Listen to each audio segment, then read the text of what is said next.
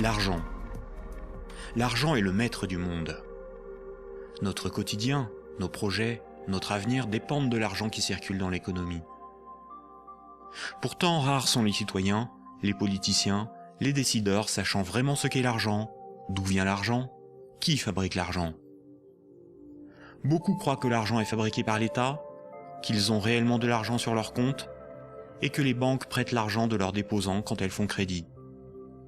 Ces trois croyances sont fausses. La confusion règne au profit d'une finance mondialisée qui, de crise en crise, renforce son pouvoir de domination et détruit lentement nos démocraties, alors même qu'une infime proportion de la population mondiale n'a jamais accumulé autant de richesses. En partant de ce que tout le monde connaît, pas à pas, en employant les termes techniques, en illustrant chaque principe par des exemples simples, ce document vous donne les bases indispensables à la compréhension du système bancaire et monétaire, et met en perspective les crises financières et économiques qui ne cessent de s'aggraver depuis 2008. La monnaie est au cœur de nos économies. Elle en est le fluide qui permet les échanges des biens et des services. Les biens, ce sont les objets physiques qui ont un prix, comme de la nourriture, des outils, de l'immobilier, des objets de la vie courante, des véhicules, de l'électronique. Un service, c'est du temps que l'on consacre à réaliser quelque chose contre une rémunération. Les architectes, les médecins, les garagistes, les peintres, les avocats, les comptables vendent de leur temps, sous la forme de services. Les biens et les services sont achetés avec de la monnaie. Savoir qui crée la monnaie est donc indispensable pour comprendre comment le monde fonctionne. La monnaie prend plusieurs formes, qu'il faut bien distinguer. Sans la connaissance des diverses formes de monnaie et les mécanismes qu'elles impliquent, il est impossible de comprendre le système monétaire et bancaire, et plus globalement l'économie. Il y a la monnaie sous la forme de billets et de pièces de monnaie. On l'appelle la monnaie centrale corporelle. C'est celle que vous pouvez retirer au guichet ou au distributeur automatique de billets de votre banque. On peut la toucher, on peut partir avec, on peut physiquement la détruire. On l'appelle aussi monnaie manuelle, liquide ou espèce. Elle est fabriquée par la Banque centrale. En dehors de la Banque centrale, personne n'a le droit de fabriquer des billets et des pièces de monnaie. La Banque centrale est une institution missionnée par l'État ou les États d'une zone monétaire pour fabriquer les billets et les pièces de monnaie. Elle a aussi pour mission de favoriser le bon fonctionnement de l'économie. Son but n'est pas de faire des profits, mais d'appliquer la politique monétaire. En France, comme pour l'ensemble des pays de la zone euro, la Banque centrale est la BCE, ou Banque centrale européenne. La BCE gère une monnaie nommée euro. Et puis il y a un autre type de monnaie, beaucoup moins connu. C'est la monnaie qui est sur votre compte en banque, appelée monnaie scripturale. Cette monnaie n'existe que sous la forme de chiffres dans les systèmes informatiques de comptabilité des banques commerciales privées. On l'appelle aussi monnaie secondaire. Les banques commerciales privées, appelées aussi banques de second rang ou banques secondaires, sont les banques des particuliers et des entreprises, comme la BNP, le Crédit Agricole ou la Société Générale. Ce sont des entreprises privées dont le but est le profit. Les banques commerciales privées sont les distributeurs des billets et pièces de monnaie. Ce sont des intermédiaires, des commerçants, qui font le commerce de la monnaie centrale. Elles ont développé un substitut à cette monnaie, qui est la monnaie secondaire ou monnaie scripturale privée. Elles réalisent la gestion des moyens de paiement tels que les chèques, les cartes bancaires, les virements et les prélèvements. Pour comprendre l'origine des différentes formes de monnaie, il faut comprendre pourquoi la monnaie a été créée et parcourir son histoire de l'Antiquité à nos jours.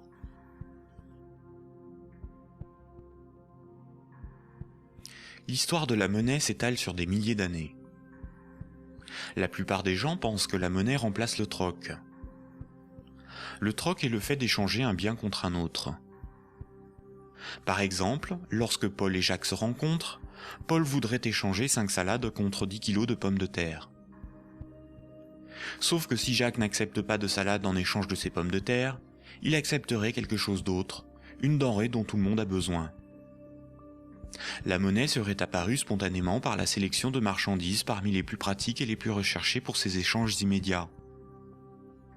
Dans un premier temps, le riz, l'avoine ou les animaux auraient été utilisés comme monnaie jusqu'à l'apparition de monnaies métalliques, d'or ou d'argent, forme ultime de monnaie. Le crédit ne serait apparu que plus tard, quand de la monnaie fut accumulée pour être prêtée à ceux qui en avaient besoin. Malheureusement, cette hypothèse n'a strictement aucune réalité historique. Les historiens ne cessent de le répéter. Ce n'est pas le troc qui apparut en premier, mais le crédit, c'est-à-dire la comptabilité des dettes, bien avant l'apparition de la monnaie. Le troc n'a pour ainsi dire quasiment jamais existé. Imaginons des paysans de l'Antiquité. Paul produit des salades qu'il récolte au printemps, et Jacques produit des pommes de terre qu'il récolte à l'automne. Jacques va emprunter 5 salades à Paul au printemps. Jacques doit l'équivalent de 5 salades à Paul. Ce n'est qu'à l'automne, 6 mois plus tard, que Jacques va le rembourser en lui donnant 10 kilos de pommes de terre. C'est la confiance qui permet ces échanges différés. On peut dire que Paul et Jacques se font confiance. Ils partagent un même principe moral qui est qu'une dette doit être honorée. Cela leur permet de se faire crédit.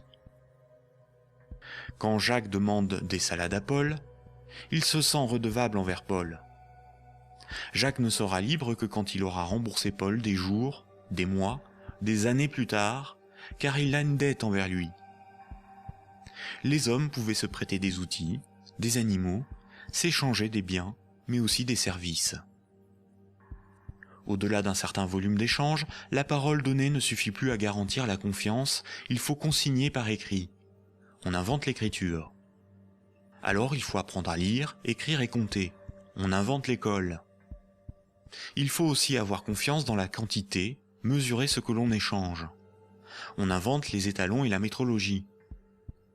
Enfin, il faut aussi avoir un arbitre en cas de litige. On invente les tribunaux.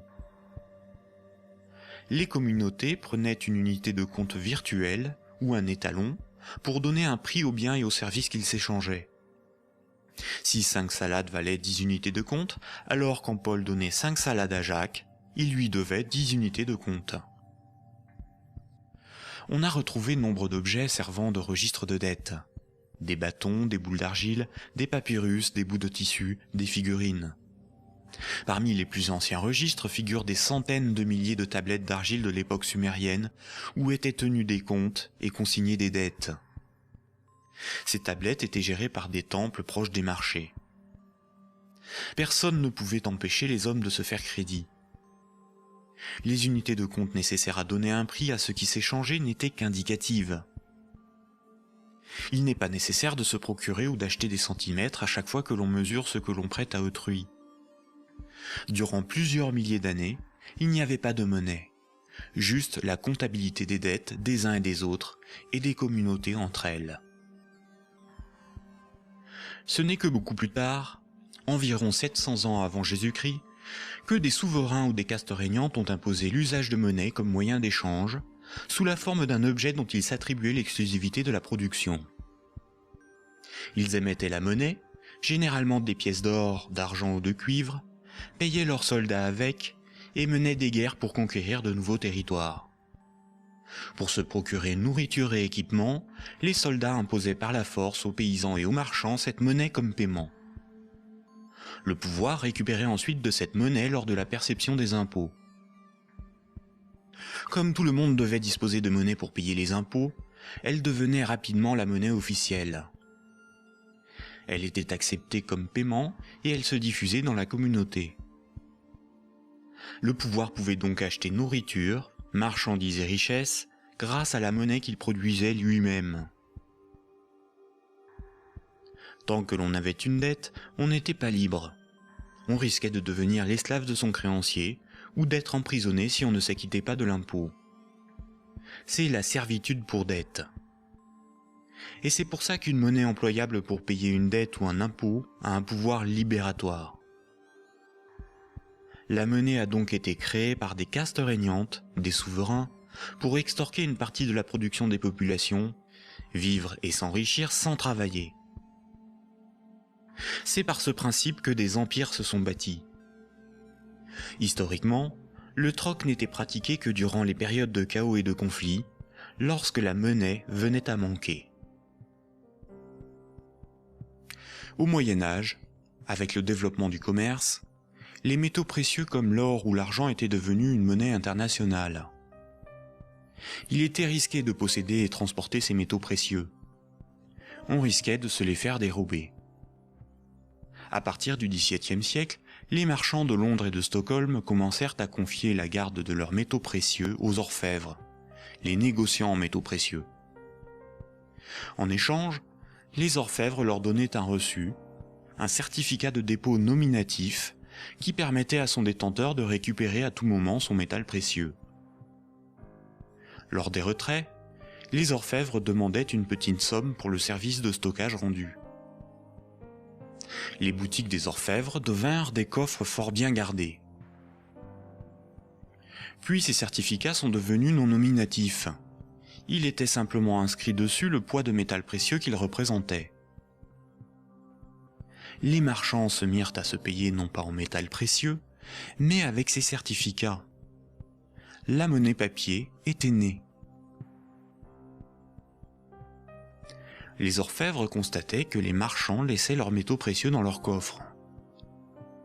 Ils eurent donc l'idée de prêter ces métaux précieux à d'autres marchands pour développer leur commerce. Mais plutôt que de prêter les métaux précieux entreposés dans leurs coffres, les orfèvres émettaient des certificats papier. Quand les marchands remboursaient leurs dettes, ils rendaient les certificats et versaient un intérêt. Les orfèvres se mirent à imprimer bien plus de certificats que de métaux précieux disponibles dans leurs coffres. Cette pratique leur permit de s'enrichir en multipliant les intérêts perçus. Quand les certificats étaient rendus aux orfèvres, ils étaient détruits. Comme le papier monnaie échangeable contre des métaux précieux était accepté par les marchands comme paiement, les orfèvres pouvaient en imprimer pour leurs propres dépenses et achats. Tant que les emprunteurs et déposants ne venaient pas tous au même moment demander l'échange de leurs certificats contre l'équivalent en métal précieux, leur petit tour de magie pour s'enrichir restait secret. Aujourd'hui, les métaux précieux sont remplacés par la monnaie centrale. Avec l'avènement de la République et de la démocratie, c'est l'appareil législatif qui rédige la loi au nom du peuple, et l'État, la nation, fait fabriquer sa propre monnaie par la Banque centrale. La loi dit que tout citoyen est obligé d'accepter non pas des métaux précieux, mais de la monnaie de l'État comme règlement d'une dette. C'est ce qui donne son cours légal à la monnaie de l'État. Cette monnaie est dite fiduciaire, du latin fiducia, qui veut dire confiance. Sa valeur est liée à l'assurance qu'on peut échanger des biens et services avec cette monnaie. Rappelez-vous, quand un marchand déposait des métaux précieux chez l'orfèvre, il lui donnait l'équivalent en certificat de dépôt. Plus tard, le marchand pouvait retourner chez l'orfèvre et récupérer ses métaux précieux contre ses certificats. Aujourd'hui, quand le client d'une banque dépose des billets sur son compte, la banque le crédite.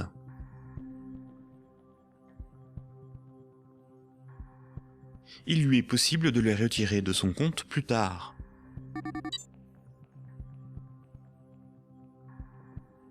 La monnaie secondaire, ou monnaie scripturale privée, est l'équivalent des certificats de dépôt des orfèvres. Tout comme le certificat de l'orfèvre est une reconnaissance de dette de l'orfèvre envers le marchand, un compte bancaire est une dette en monnaie centrale de la banque envers son client.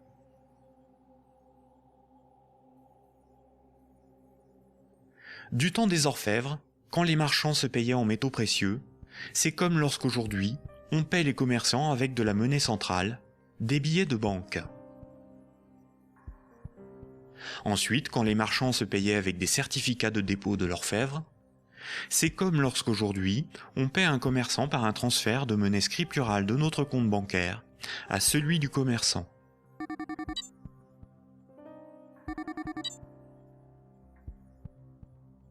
Rappelez-vous aussi que quand l'orfèvre faisait crédit, qu'il prêtait des métaux précieux, il émettait bien plus de certificats de dépôt que de métaux précieux disponibles dans ses coffres.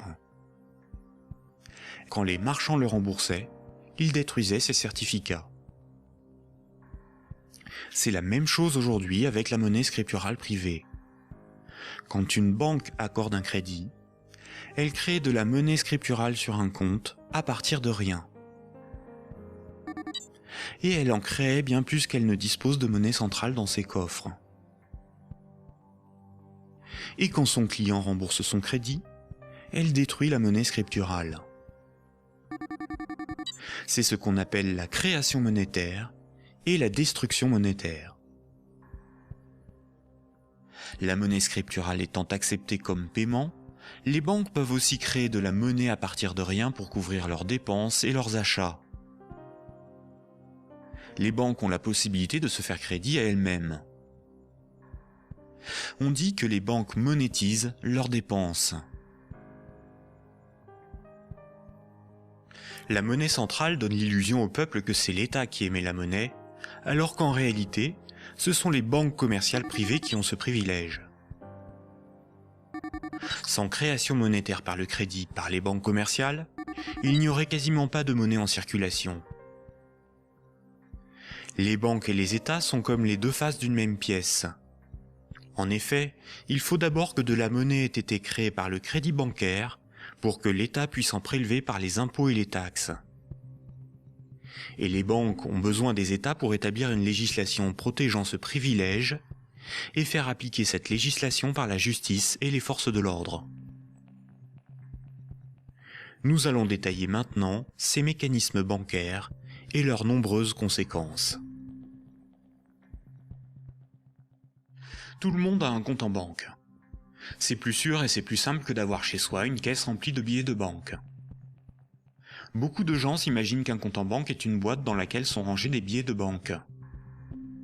En réalité, la banque a une réserve unique de billets de banque et les comptes en banque n'ont aucune réalité physique. Ce sont juste des chiffres dans la comptabilité de la banque commerciale, ce sont des unités de compte. Lorsque vous allez au distributeur de billets, votre banque prend dans son stock de billets le montant que vous voulez retirer sur votre compte et vous les donne. Elle retranche ce montant à votre compte. Ainsi, vous avez le sentiment de prendre des billets sur votre compte en banque, alors qu'en réalité, la banque convertit des chiffres en monnaie centrale corporelle, c'est-à-dire en billets de banque, la monnaie de l'État. À l'inverse, quand vous déposez des billets sur votre compte, la banque les prend et les met dans son stock de billets et augmente le chiffre de votre compte. Votre compte ne représente pas un petit tas de billets de banque, mais seulement un chiffre dans un ordinateur. Vous ne retirez que très rarement l'ensemble de ce qui est sur votre compte. Vous retirez juste ce qu'il vous faut pour faire vos petits achats dans les commerces. Tout le reste, vous le laissez sur votre compte. Et le commerçant qui reçoit vos billets comme paiement les dépose lui aussi sur son compte. De ce fait, tout le monde a plus d'unités de compte sous la forme d'un chiffre dans la comptabilité d'une banque privée que de billets de banque dans ses poches ou chez lui. La somme des unités de compte qui correspond au crédit de votre compte s'appelle un dépôt. Un compte en banque sur lequel il y a 1000 unités de compte, on appelle cela un dépôt de 1000 €. On a l'illusion qu'une banque a toujours dans son stock de billets de banque l'équivalent des dépôts qu'elle gère. En réalité, elle n'en a qu'une petite partie, et ceci lui est permis par le fait que ses clients ne viennent pas tous au même moment retirer en liquide ce qu'ils ont sur leur compte.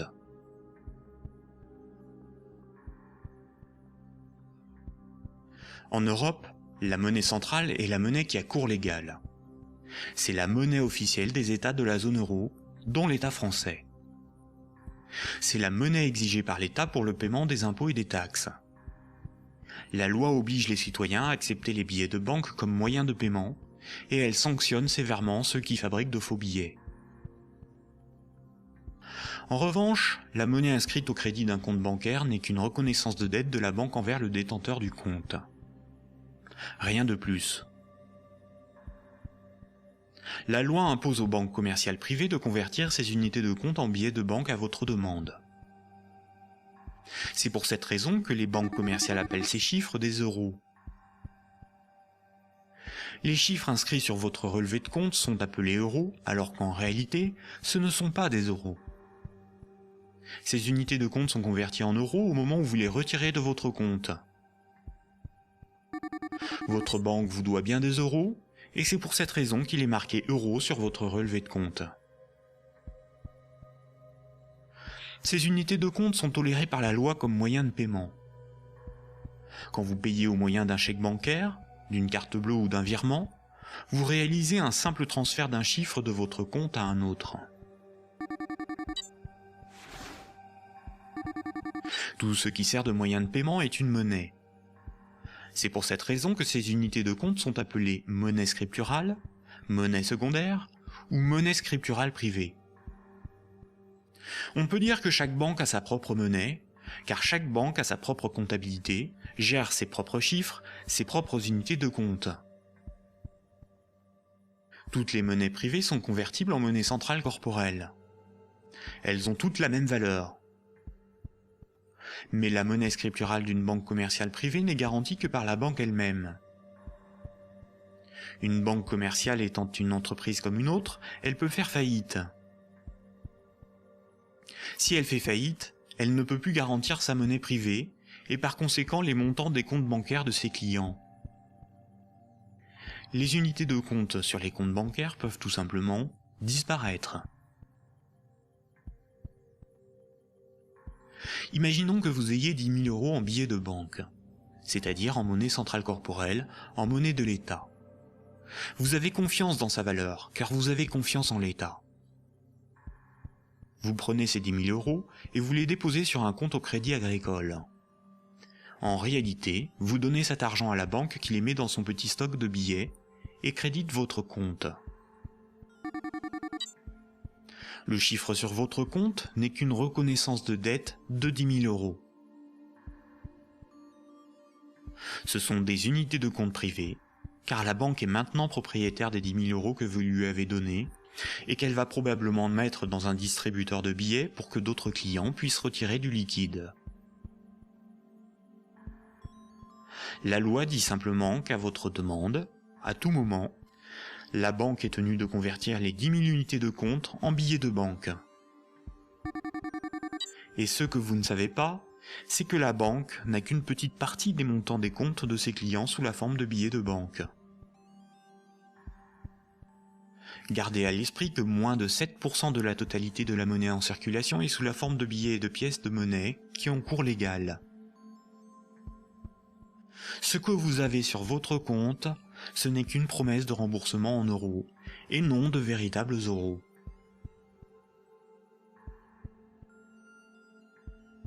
De nos jours, tout le monde paie des sommes de petite et grande taille sans jamais employer de billets de banque.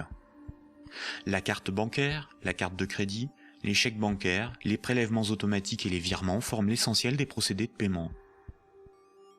Quand un client d'une banque veut transférer de l'argent à un autre client de la même banque pour le payer, que ce soit des entreprises ou des particuliers, la banque ne réalise qu'une manipulation de chiffres.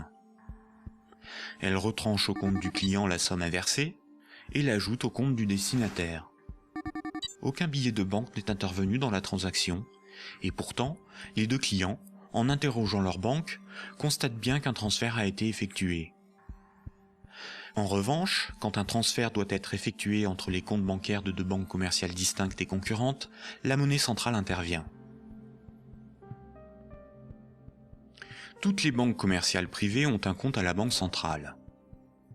Aucun particulier ni aucune entreprise ne peut avoir un compte à la banque centrale. Seules les banques commerciales et le trésor public, c'est-à-dire l'État, ont un compte à la banque centrale. La banque centrale réalise la comptabilité là aussi avec des chiffres dans des ordinateurs, et non pas des tas de billets de banque. Et cela pour des raisons purement pratiques. On appelle cette monnaie la monnaie centrale scripturale. Ces comptes sont en monnaie banque centrale ou monnaie centrale. Quand une banque commerciale a trop de billets, elle peut les déposer sur son compte à la banque centrale. Quand elle en a besoin pour alimenter ses distributeurs automatiques, elle demande à la banque centrale de lui convertir des euros scripturales en billets de banque. Généralement, on ne fait pas la distinction entre monnaie centrale scripturale et monnaie centrale corporelle, c'est-à-dire les billets de banque. On appelle la somme de la monnaie centrale, scripturale et corporelle, la base monétaire. Entre elles, les banques commerciales se paient en monnaie centrale. Les banques n'acceptent pour paiement des autres banques que de la monnaie centrale. Quand un client veut transférer de la monnaie scripturale de son compte vers celui d'un client d'une autre banque, la monnaie scripturale est convertie en monnaie centrale, puis transférée à l'autre banque, qui va encaisser cette monnaie centrale et créditer le compte du destinataire. Ainsi, les banques se paient entre elles en monnaie centrale, car la monnaie scripturale privée d'une banque n'a pas de valeur pour les autres banques. La comptabilité du Crédit Agricole n'a rien à voir avec la comptabilité de la Société Générale. Ce sont deux entreprises distinctes et concurrentes. Ce qui existe entre les banques et pour les banques, c'est uniquement la monnaie banque centrale. C'est celle qui a cours légal, c'est la monnaie de l'État.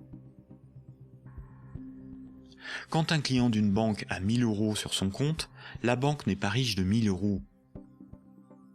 Elle doit simplement 1000 euros en monnaie centrale à ce client.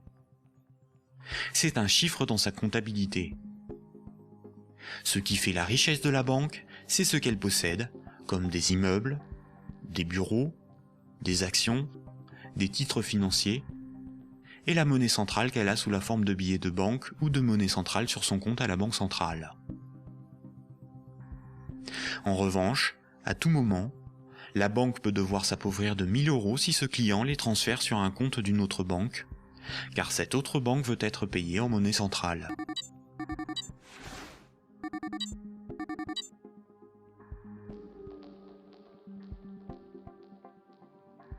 Les banques ne réalisent pas leur paiement en banque centrale à chaque fois qu'un transfert est réalisé. Un bilan des échanges est fait tous les jours. On appelle cela la compensation. Cette compensation est calculée par une chambre de compensation.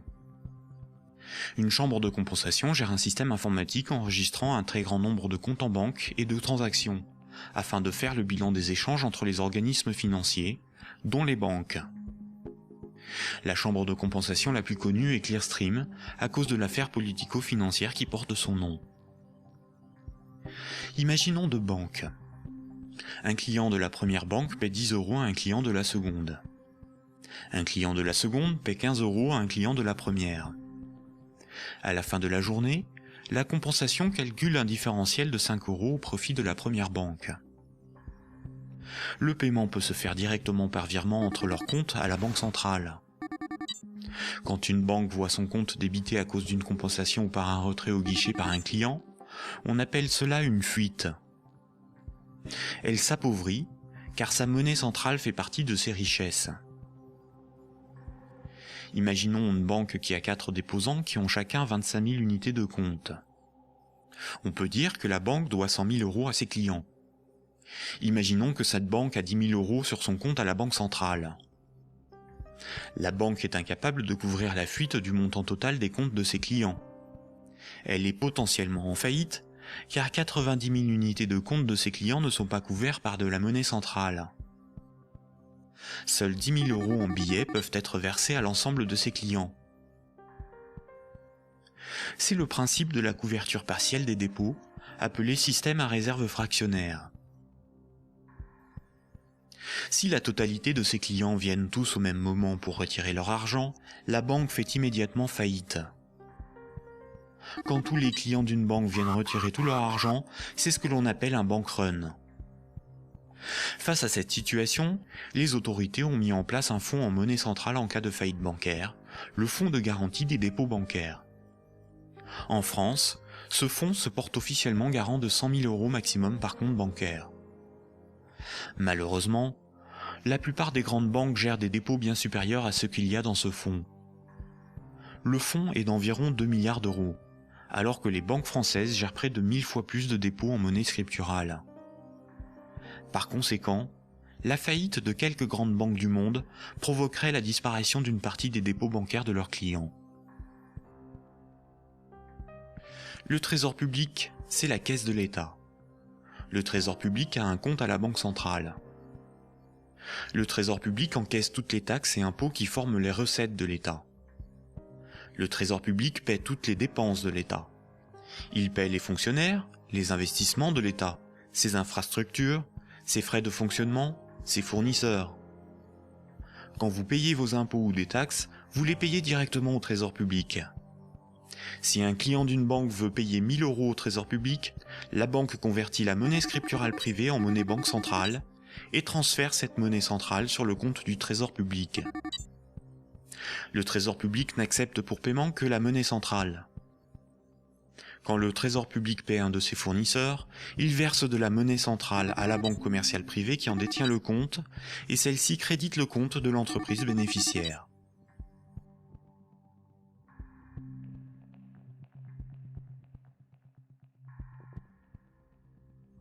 Récapitulons. Le système monétaire est basé sur deux espaces monétaires distincts et isolés.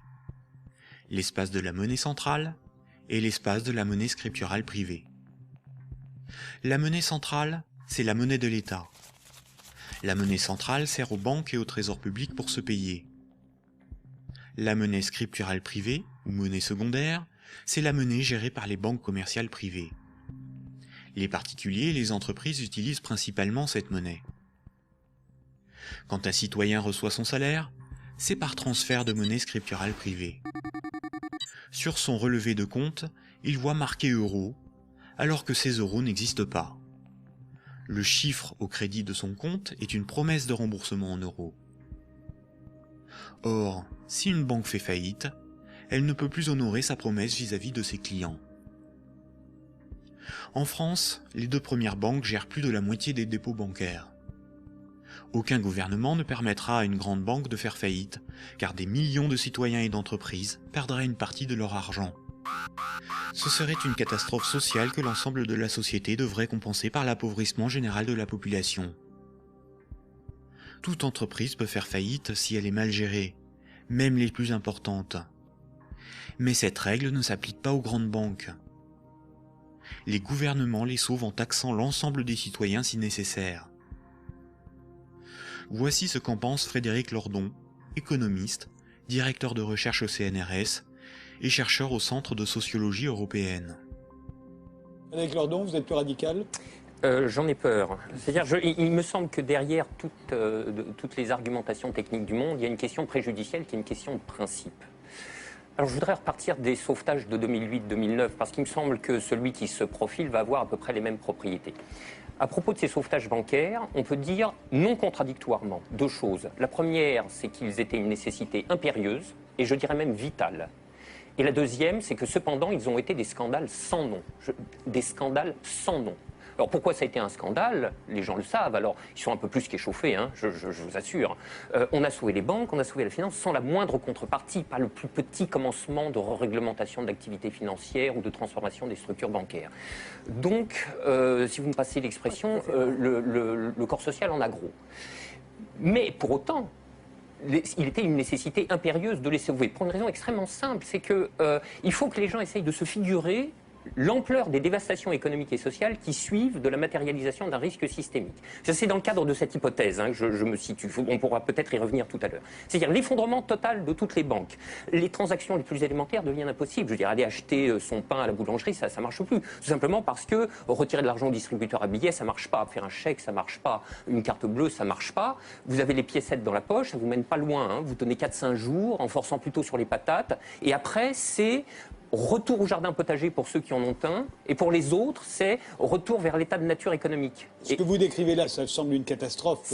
Oui, c'est la catastrophe ultime si les banques ne sont pas sauvées et qu'elles tombent toutes ensemble. Ça pourrait se produire, d'après vous, ça? Alors, pour moi, Grèce, oui. si vous voulez, c'est un événement qui est de l'ordre de l'impensable. C'est-à-dire, c'est un chaos social d'une telle ampleur qu'il me semble inconcevable que les États se désintéressent de la chose. Par conséquent, ils sont forcés de venir au secours de la finance, qu'ils le veuillent ou non. Et c'est exactement là que se noue le drame, si vous voulez. C'est dans cette articulation entre la nécessité impérieuse d'une part et le scandale de l'autre. Le corps social est forcé, par pouvoir public interposé, de venir au secours des banques, car si les banques calanchent, c'est le corps social qui calanche dans la semaine qui suit. Et forcément, les intérêts matériels de la population sont si intimement liés à la structure bancaire qu'il est impossible de la laisser crever. Et vous voyez donc là où est le problème, c'est que de par leur position très particulière dans la structure sociale du capitalisme, les banques sont les dépositaires de fait de deux biens publics vitaux pour une société marchande. Vitaux. Le premier, c'est les encaisses monétaires de la population, les dépôts, les épargnes. Je veux dire, si toutes les banques tombent, ceci s'évapore dans l'instant. Et ce n'est pas la peine de se gargariser avec le fonds de garantie des dépôts. Hein. Ça va, si une banque ou deux tombe, si la totalité s'écroule, le fonds saute comme un bouchon de champagne. Et le deuxième bien public vital, c'est l'intégrité du système des paiements. Et c'est parce que les banques ont capté ces biens publics qu'elles peuvent contraindre l'État, les corps sociaux à leur venir en aide. C'est quoi l'intégrité du système des paiements, C'est le fait que les banques sont les teneurs de compte, qu'elles les mouvementent, qu'elles les débitent, qu'elles les créditent. Donc elles sont les opératrices. Absolument. C'est pas qu'elles les garantissent, c'est qu'elles opèrent très concrètement et très basiquement les transactions élémentaires. La gestion des moyens de paiement. Exactement. Bon, alors, si vous voulez, là, il y a une situation de fait que les économistes appellent dans leur langage pluriel amoral, mais dont le vrai nom est prise d'otage. Et celle-là, elle est colossale. Si vous voulez, chaque fois qu'il y a un mouvement social dans les transports ou le ramassage des ordures, on vous bassine avec la prise d'otage des syndicats. Mais ça, c'est une prise d'otage, mais cosmique. C'est énorme. Personne n'en parle jamais. Donc, la question de principe est la suivante.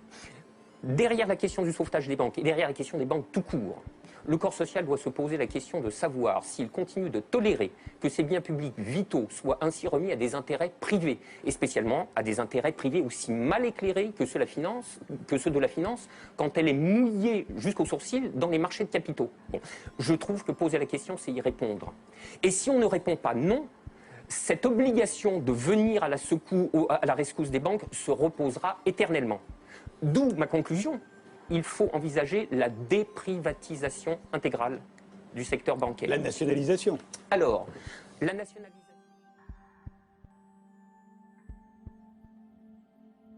On constate que quand les dirigeants et actionnaires des grandes banques touchent des bénéfices, ceux-ci s'enrichissent. Mais quand les grandes banques sont en difficulté, ce sont les États, c'est-à-dire l'ensemble des citoyens, qui les sauvent. Cela résume l'adage désormais bien connu: les banques privatisent leurs gains et socialisent leurs pertes.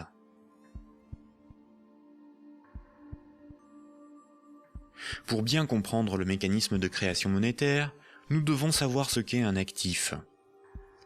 Imaginons que Paul possède une moto, des vêtements, une télévision, un ordinateur et 200 € sur lui en billets de banque. Tout ceci représente ses actifs, car les actifs, c'est ce que l'on possède. Les 200 € qu'il a sur lui sont ses actifs financiers.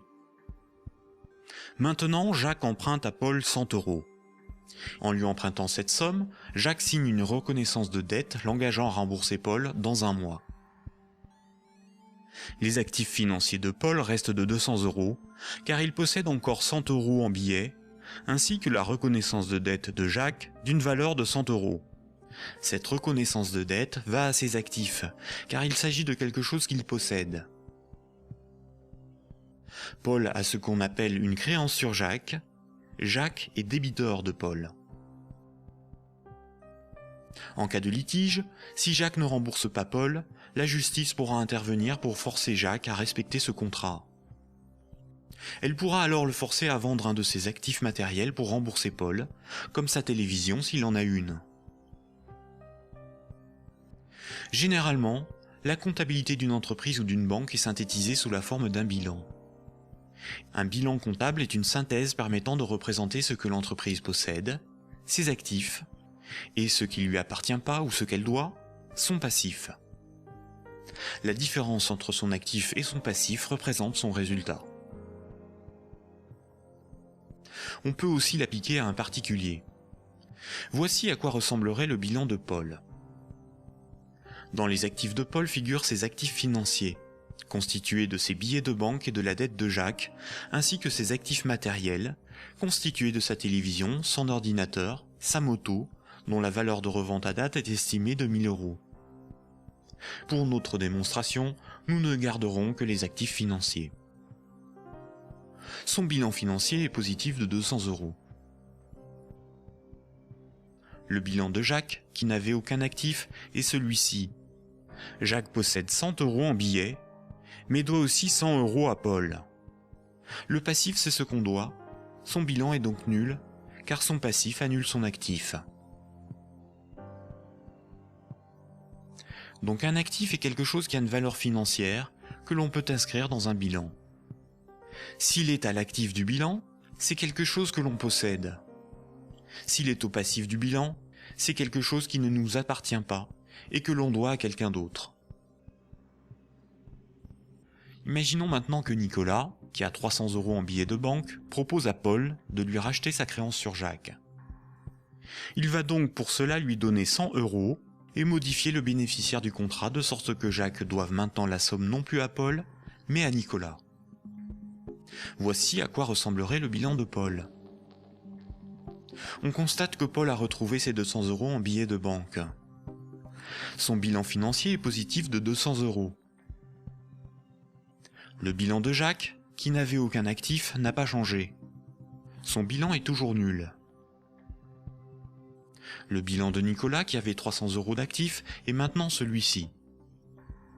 Il reste à Nicolas 200 € en billets de banque et la reconnaissance de dette de Jacques, qui a une valeur, à terme, de 100 €.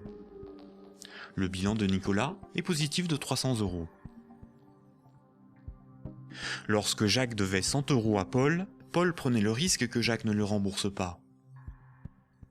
Quand Paul a vendu la reconnaissance de dette à Nicolas, c'est Nicolas qui prend le risque de n'être pas remboursé par Jacques. C'est un transfert de risque sur une créance. Si Jacques ne rembourse pas sa dette, le bilan de Nicolas peut perdre jusqu'à 100 €. On dit alors que Jacques fait défaut sur tout ou partie de sa dette. Nicolas perdrait 100 € sur son bilan, correspondant à la créance que Jacques n'a pas honorée. Nous voyons donc qu'une créance peut être un actif et peut être revendue au même titre qu'une moto ou des vêtements. Les actifs matériels ont une valeur estimative. Certains actifs matériels perdent de leur valeur avec le temps. C'est le cas d'un ordinateur ou d'une moto. Ils ne peuvent pas facilement être employés pour régler des dettes. En revanche, les actifs financiers ont une valeur connue. La créance sur Jacques ou les billets de banque ont des valeurs fixes. Le bilan d'une banque se présente comme le bilan de n'importe quelle entreprise. La banque a des actifs qui sont ses richesses, ce qu'elle possède, et un passif qui représente ce qui ne lui appartient pas, ses dettes. Nous avons vu que le crédit d'un compte bancaire d'un client est une dette de la banque envers celui-ci. Les dépôts correspondant au compte bancaire de ses clients sont donc enregistrés au passif de son bilan. Si on lit ce bilan, on comprend que la banque doit au total 600 € à ses clients. Imaginons qu'un de ses clients, Paul, a un dépôt de 100 unités de compte. Voici le bilan de la banque. Elle doit 100 € à Paul, ce qui correspond au dépôt que Paul a réalisé sur son compte. Ce compte en banque est dit à vue, c'est-à-dire que Paul peut tout de suite utiliser ses unités de compte pour un paiement. Paul souhaite emprunter 1000 € à sa banque. La banque établit le contrat de prêt qu'elle lui fait signer.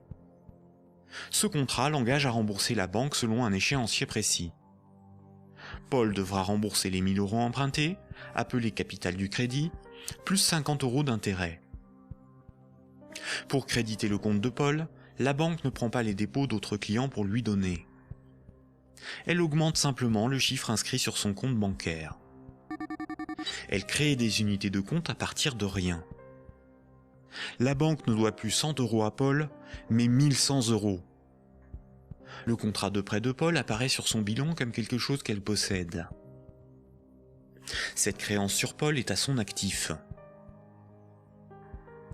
Les comptes des autres clients n'ont rien à voir avec cette opération. On dit que la banque a monétisé la créance sur Paul. Elle a transformé cette créance en moyen de paiement sous la forme de monnaie scripturale privée ajoutée au compte de Paul. On appelle cette opération d'augmentation des dépôts par simple jeu d'écriture la création monétaire. On parle de création monétaire ex nihilo, ce qui veut dire à partir de rien. Enfin, quand Paul va rembourser le crédit, la banque va annuler des unités de compte chaque mois, selon l'échéancier du crédit, directement sur le compte de Paul. Cette annulation est appelée destruction monétaire. Elle diminue la somme qu'elle lui doit. Simultanément, dans son bilan, la somme restant à rembourser diminue aussi. La banque prend le risque que Paul n'arrive pas à rembourser le crédit, qu'il soit insolvable. C'est le risque de faire crédit ou risque de contrepartie. On pourra qualifier alors la créance de Paul, le contrat de prêt, d'actifs pourris ou d'actifs toxiques. Cette opération de création de moyens de paiement artificiels, tout comme sa destruction progressive lors du remboursement, est difficilement compréhensible pour la plupart des gens, y compris pour ceux qui travaillent dans les banques, même à haut niveau. Il est pourtant évident que quand une banque accorde un prêt, aucun de ses clients ne voit son compte diminuer ne serait-ce que d'1 €. Ce mécanisme est très mal compris et les médias perpétuent, par ignorance, le mensonge selon lequel les banques doivent collecter des dépôts pour pouvoir prêter de l'argent. Pourtant, ce mécanisme est parfaitement décrit dans les manuels d'économie. Vous pouvez par exemple télécharger un petit fascicule intitulé « La monnaie et nous », édité par la Banque de France en 2009, expliquant la création monétaire par les banques commerciales privées.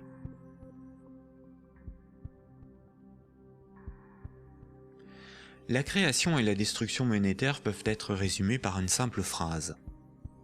Ce sont les crédits qui font les dépôts, et non les dépôts qui font les crédits. Cette phrase permet de se rappeler que la totalité de la monnaie en circulation sur nos comptes en banque ou dans nos poches est créée par le crédit bancaire.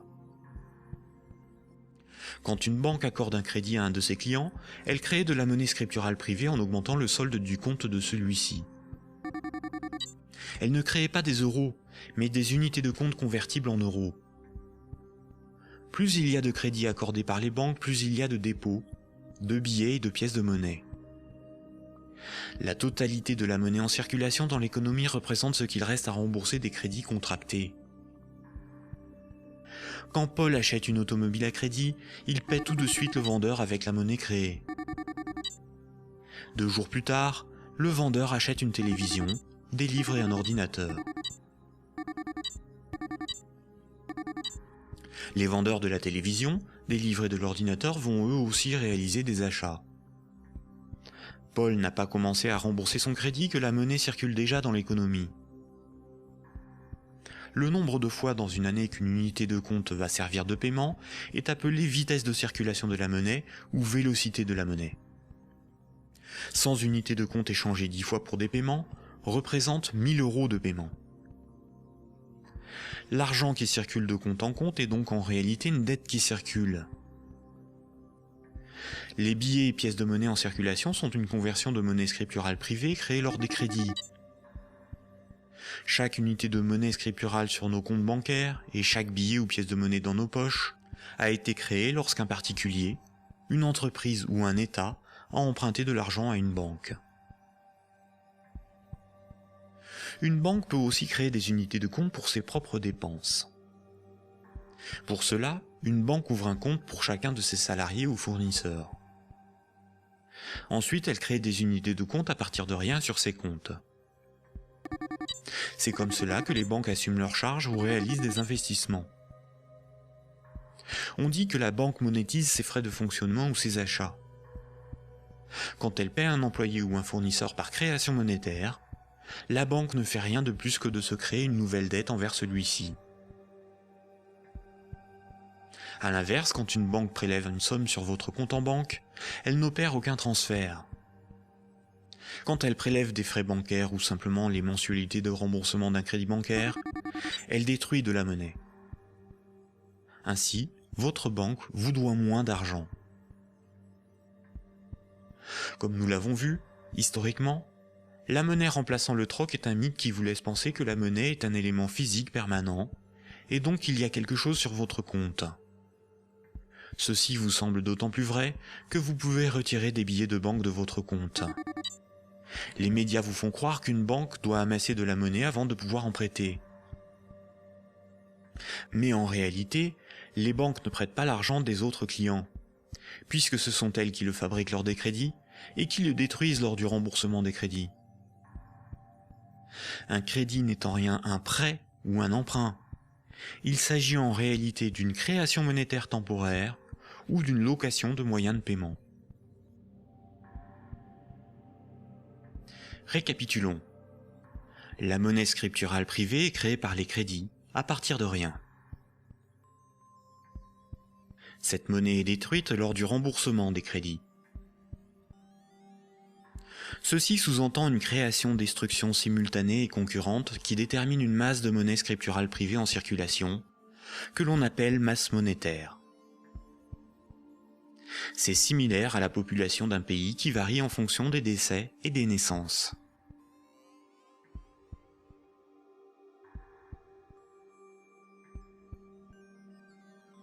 Trois citoyens et un banquier échouent sur une île déserte au beau milieu de l'océan.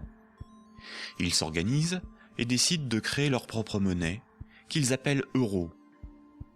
Le banquier fonde l'unique banque commerciale privée de l'île. Comme cette banque est nouvelle, les trois citoyens n'ont rien sur leur compte. Ils ne peuvent pas s'échanger et se vendre ce qu'ils produisent. Ils ont bien des marchandises à se vendre, mais aucune monnaie pour les payer. Pour disposer de moyens de paiement, chaque citoyen va faire un crédit de 10 €, remboursable en 11 mois. Chaque citoyen devra rembourser 10 € de capital, plus 1 € d'intérêt. Lorsque le banquier leur accorde le crédit, il crée 10 € à partir de rien sur chaque compte. Le premier mois, la masse monétaire est de 30 €. Les citoyens disposent de monnaie pour s'échanger ce qu'ils produisent. À la fin du premier mois, les citoyens commencent à rembourser leur crédit. Le banquier prélève 1 € d'intérêt, qu'il utilise pour acheter des marchandises aux citoyens. La masse monétaire reste de 30 €. À l'issue du deuxième mois, le banquier efface 1 € du compte de chaque citoyen. Il reste 27 € en circulation. À l'issue du troisième mois, le banquier efface à nouveau 1 € du compte de chaque citoyen. Il reste 24 € en circulation. De mois en mois, la situation devient un peu plus compliquée, car la masse monétaire ne cesse de baisser. Les citoyens se retrouvent en concurrence pour capter l'argent.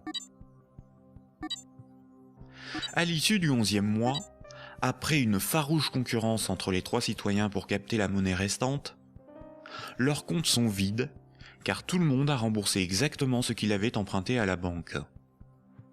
Plus rien ne peut être ni acheté ni vendu. C'est la crise économique. Le banquier réunit les citoyens et leur dit : « Pour résoudre cette situation, c'est très simple. Vous n'avez qu'à m'emprunter à nouveau de l'argent. » Les citoyens acceptent. Ils font tous à nouveau un crédit de 10 €. À la fin du premier mois, le banquier prélève 1 € d'intérêt, qu'il garde pour lui car il a tout ce qu'il lui faut. Au fil des mois, le banquier supprime les euros correspondant au remboursement des crédits. Comme les intérêts n'ont pas été dépensés par le banquier, c'est au bout du 10e mois seulement que les comptes des trois citoyens sont vides. Il n'y a plus de monnaie en circulation, et pourtant il manque 3 € pour rembourser la totalité de leur crédit. Le banquier réunit les citoyens et leur dit : « Il y a une manière très simple de repousser le moment où vous serez à zéro sur vos comptes. Vous n'avez qu'à m'emprunter régulièrement de l'argent, bien avant que la masse monétaire ne baisse trop et que l'économie ne s'arrête. Et pour compenser les intérêts que je ne dépense pas, il vous suffit de m'emprunter à chaque fois quelques euros de plus. » Les citoyens acceptent. Désormais, ils sont en permanence endettés, Sinon la monnaie disparaît et l'économie s'arrête. Ils appellent cela la croissance. Mais comme ils sont endettés, ils se mettent à produire toujours plus pour rembourser le banquier, bien au-delà de leurs besoins réels.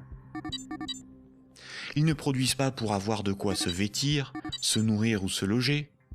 Ils produisent pour avoir l'argent nécessaire pour rembourser leur crédit.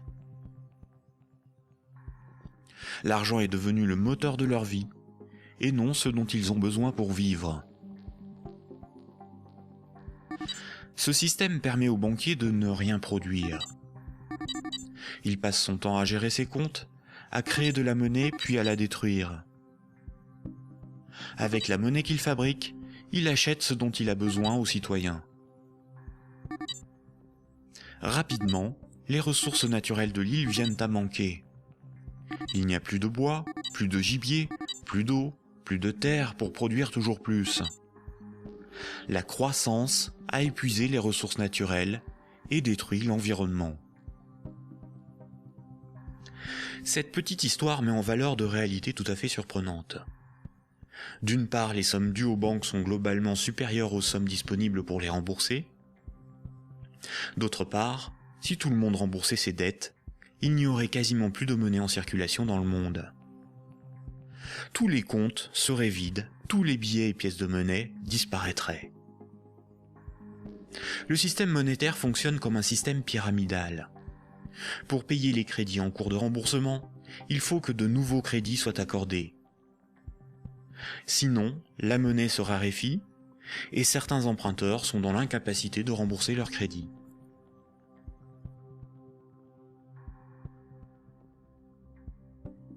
Pour les citoyens et les entreprises, la monnaie s'achète comme toute autre marchandise. Les banques louent la monnaie qu'elles fabriquent, et le prix de cette location est de la monnaie supplémentaire qu'elles sont les seules à fabriquer. Observons l'évolution de la masse monétaire dans la zone euro. Ce qui apparaît tout de suite, c'est son évolution exponentielle. La masse monétaire est composée de ce qu'on appelle des agrégats monétaires, nommés M1, M2 et M3. En orange, c'est la monnaie circulante. C'est la monnaie qui est sur les comptes à vue, utilisée pour des paiements, ainsi que la monnaie sous la forme de billets et de pièces de monnaie. Les comptes à vue servent à l'économie réelle. C'est là que sont versés les salaires, réalisés les paiements avec les cartes bancaires, les chèques, les virements, pour les échanges de biens et de services. C'est la monnaie qui sert l'économie réelle. En vert, ce sont les dépôts dits à terme ou comptes à terme. Ce sont des comptes d'épargne rémunérés, des comptes à préavis, des livrets comme le livret A, certains placements financiers, où une partie de la monnaie scripturale est bloquée par les particuliers pour un certain temps. C'est de l'argent qui fait un peu d'argent. En violet, ce sont les placements à long terme, plutôt destinés aux entreprises. Les comptes à terme et les placements bloquent la monnaie. Cette monnaie n'est plus disponible pour réaliser des paiements, elle ne sert plus l'économie réelle. La masse de la monnaie qui circule, en orange, diminue quand les crédits sont remboursés par destruction monétaire. Elle diminue aussi quand de la monnaie est épargnée et passe d'un compte à vue à un compte à terme rémunéré, ou qu'elle est bloquée dans des placements à long terme. Par ailleurs, les banques ou des organismes spécialisés comme Sofinco ou CTLM proposent de prêter de la monnaie scripturale privée existante contre intérêt. Ce sont de véritables prêts de dépôt bancaire, sans création monétaire. Ils représentent environ 40% des prêts de monnaie. L'industrie financière permet ainsi à de riches épargnants de ne plus travailler du tout. Ces épargnants peuvent ponctionner sur la masse monétaire circulante de la monnaie que les moins riches et les entreprises produisent par le crédit. Leur capital augmente progressivement en capturant de la monnaie créée par le crédit. La baisse de la masse monétaire circulante oblige les particuliers et les entreprises à emprunter perpétuellement pour la compenser.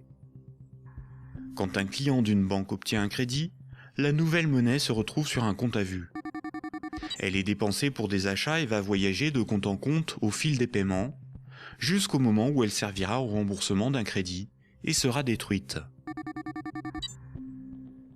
Si la destruction monétaire est plus importante que la création monétaire, il s'ensuit une contraction de la masse monétaire.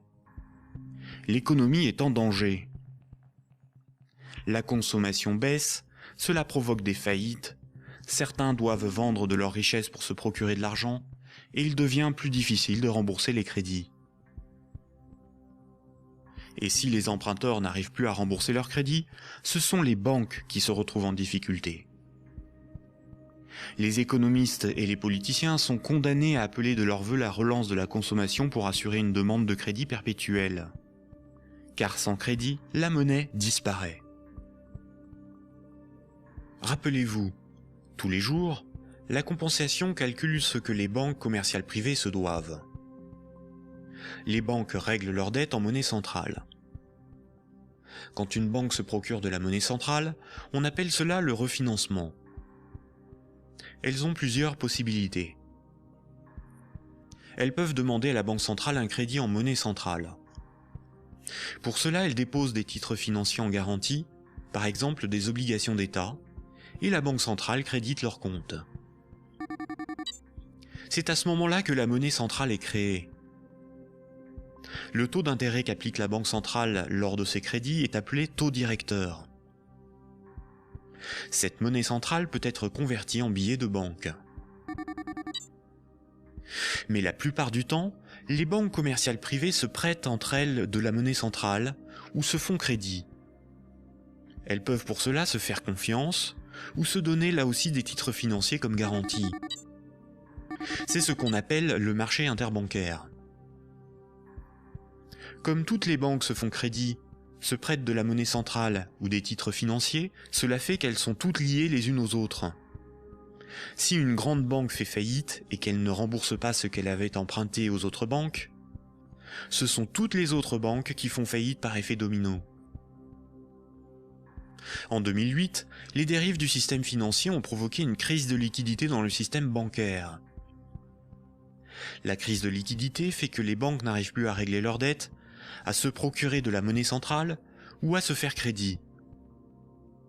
Les banques ont alors cessé d'accorder des crédits. L'évolution normale de la masse monétaire aurait dû être celle-ci. Malheureusement, la crise bancaire a stoppé la progression de la masse monétaire et s'est transformée en crise économique. Les États ont dû sauver les banques de la faillite. Mais le véritable coût de la crise financière est l'explosion de la dette des États pour éviter une aggravation de la crise, des milliers de faillites d'entreprises, des millions de nouveaux chômeurs. À l'avenir, une partie des dépôts bancaires pourrait être supprimée pour sauver les banques. Ainsi, les banques doivent moins d'argent à leurs clients, ce qui équilibre leur bilan. C'est ce qui s'est passé à Chypre en 2013. À partir de 2009, certaines banques centrales ont créé et donné des milliards en monnaie centrale aux banques commerciales pour faciliter le règlement de leurs dettes et ainsi leur éviter la faillite et relancer le crédit. C'est ce qu'on appelle des politiques d'assouplissement quantitatif ou quantitative easing. Cette monnaie centrale nouvelle pourrait être représentée sur ce graphique en tant que M0, appelée aussi base monétaire. Plutôt que d'accorder des crédits aux entreprises et aux particuliers avec une rentabilité incertaine, les banques commerciales privées ont utilisé cette monnaie centrale pour spéculer et acheter de la dette souveraine. Ainsi, d'une manière totalement artificielle, les bourses n'ont cessé de monter, la finance de s'enrichir et les États de s'endetter. Puisque pour rembourser les crédits passés, il faut que de nouveaux crédits soient accordés, on comprend mieux pourquoi les politiques d'austérité et de désendettement sont un suicide économique. Le crédit permet aux particuliers et aux entreprises d'acquérir des biens réels et à l'économie de se développer. La masse monétaire augmente. Une politique d'austérité provoque une contraction de la masse monétaire, condamnant à la faillite certains emprunteurs, qu'ils soient des particuliers, des entreprises ou des États. Les banques de ces emprunteurs peuvent saisir leurs maisons, leurs machines, leurs stocks. Les États doivent privatiser les services publics pour rembourser les marchés financiers. La baisse de la masse monétaire provoque la rareté de la monnaie, et cette rareté provoque in fine des transferts de richesses réelles des débiteurs vers la minorité des créanciers, notamment les banques. C'est similaire au processus organisé par l'Occident vis-à-vis des pays en voie de développement. On endette ces pays pour qu'ils nous achètent des infrastructures, des machines, des moyens de production, via des prêts du FMI et de la Banque mondiale. Incapables de rembourser les crédits, leur faillite permet de saisir les ressources naturelles ou même ceux qu'ils ont achetés grâce à ces crédits. Le PIB d'un pays, c'est approximativement la somme des revenus dans ce pays en une année. Dans la zone euro, la dette des États représente 90% du PIB. Et les dettes du secteur privé représentent 160% du PIB.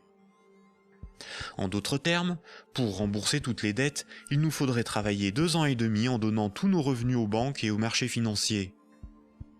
Or, si on remboursait toutes nos dettes, il n'y aurait plus de monnaie en circulation. Ce système pyramidal de dette n'est viable que dans un équilibre précaire, car la capacité des emprunteurs à rembourser leurs crédits dépend de la capacité d'autres emprunteurs à contracter de nouveaux crédits.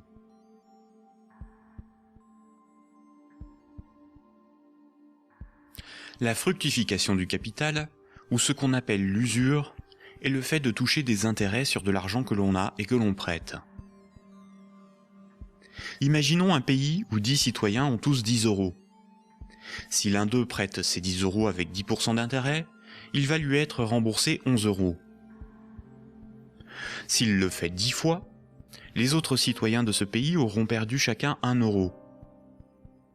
S'il le fait 90 fois, il possédera les 9/10 des richesses du pays sans avoir travaillé. C'est son capital qui travaille, pas lui. C'est déjà une situation moralement difficile à justifier. Si l'usure permet aux riches de concentrer de la monnaie, les banques ont le privilège de la création de cette monnaie. Quand une banque veut acheter un immeuble, elle crée la monnaie nécessaire à l'acheter. Pour pouvoir créer de la monnaie, une banque doit simplement veiller à ce que ses actifs, ce qu'elle possède, lui permettent de payer les autres banques.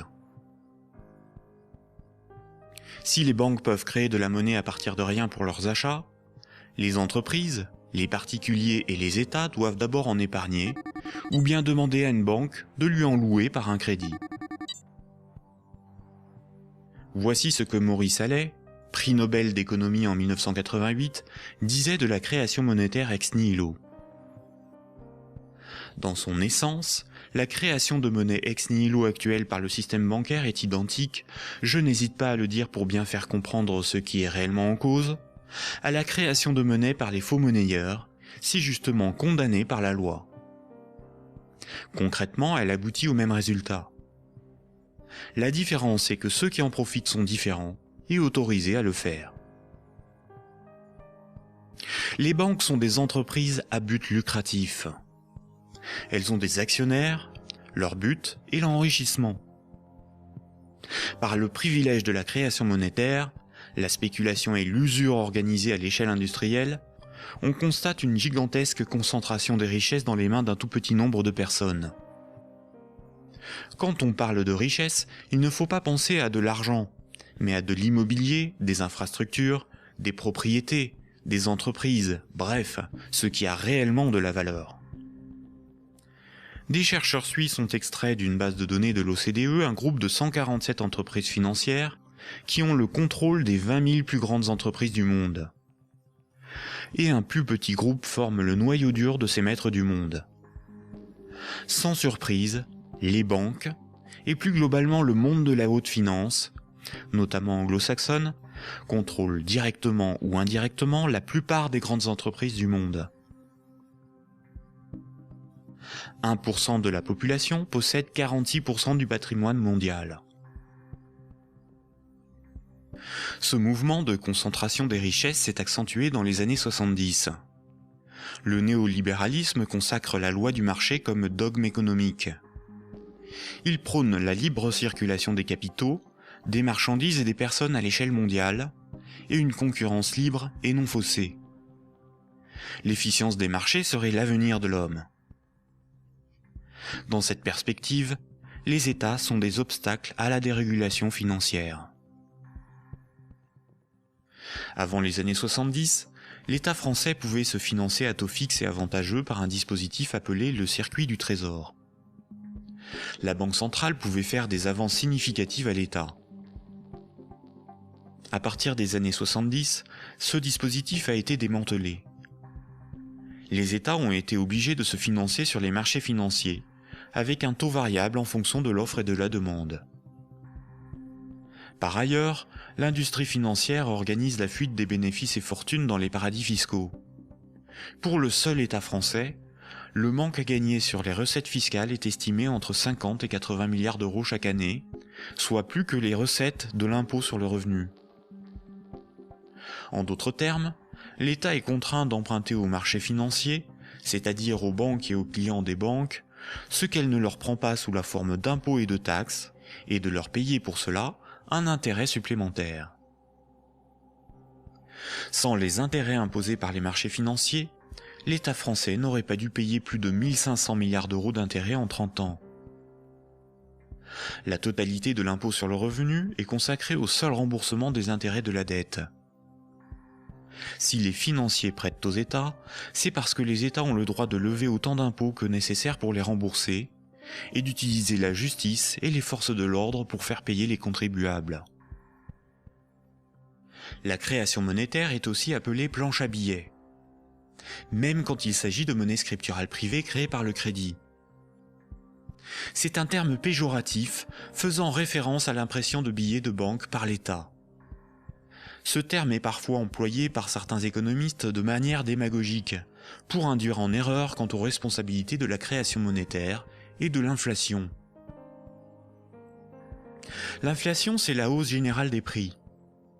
Une même baguette de pain vaut 1,30 € en 2013, alors que 10 ans plus tôt, elle valait 50 centimes. L'inflation est due au rapport entre la création monétaire et la création des richesses réelles. Si on crée plus de monnaie que de biens et services à vendre, les prix vont augmenter. La déflation, c'est l'inverse. C'est la baisse générale des prix. Si on crée des biens et services à vendre, et qu'on ne crée pas de monnaie pour les acheter, la monnaie va manquer et les prix vont baisser. L'hyperinflation est une inflation excessive des prix, supérieure à 12 500% par an. Si une baguette de pain vaut 1 € en 2013, s'il y a de l'hyperinflation, elle vaudra au minimum 12,50 € un an plus tard. Dans les années 70 et 80, l'inflation a atteint 15%, alors même que l'interdiction de permettre à la Banque centrale de faire des avances à l'État devait nous prémunir d'une telle situation.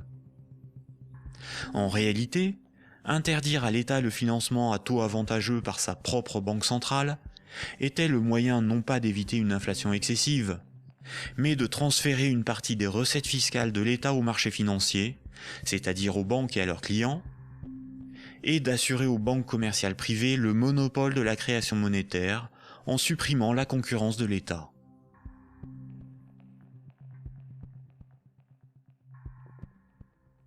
Voici ce qu'on pouvait lire en 1924, avant la Grande Dépression de 1929, dans le magazine de l'Association des banquiers des États-Unis. Le capital doit assurer sa propre protection par tous les moyens possibles, grâce à la coalition et à la législation. Les dettes doivent être collectées et les hypothèques exercées le plus rapidement possible.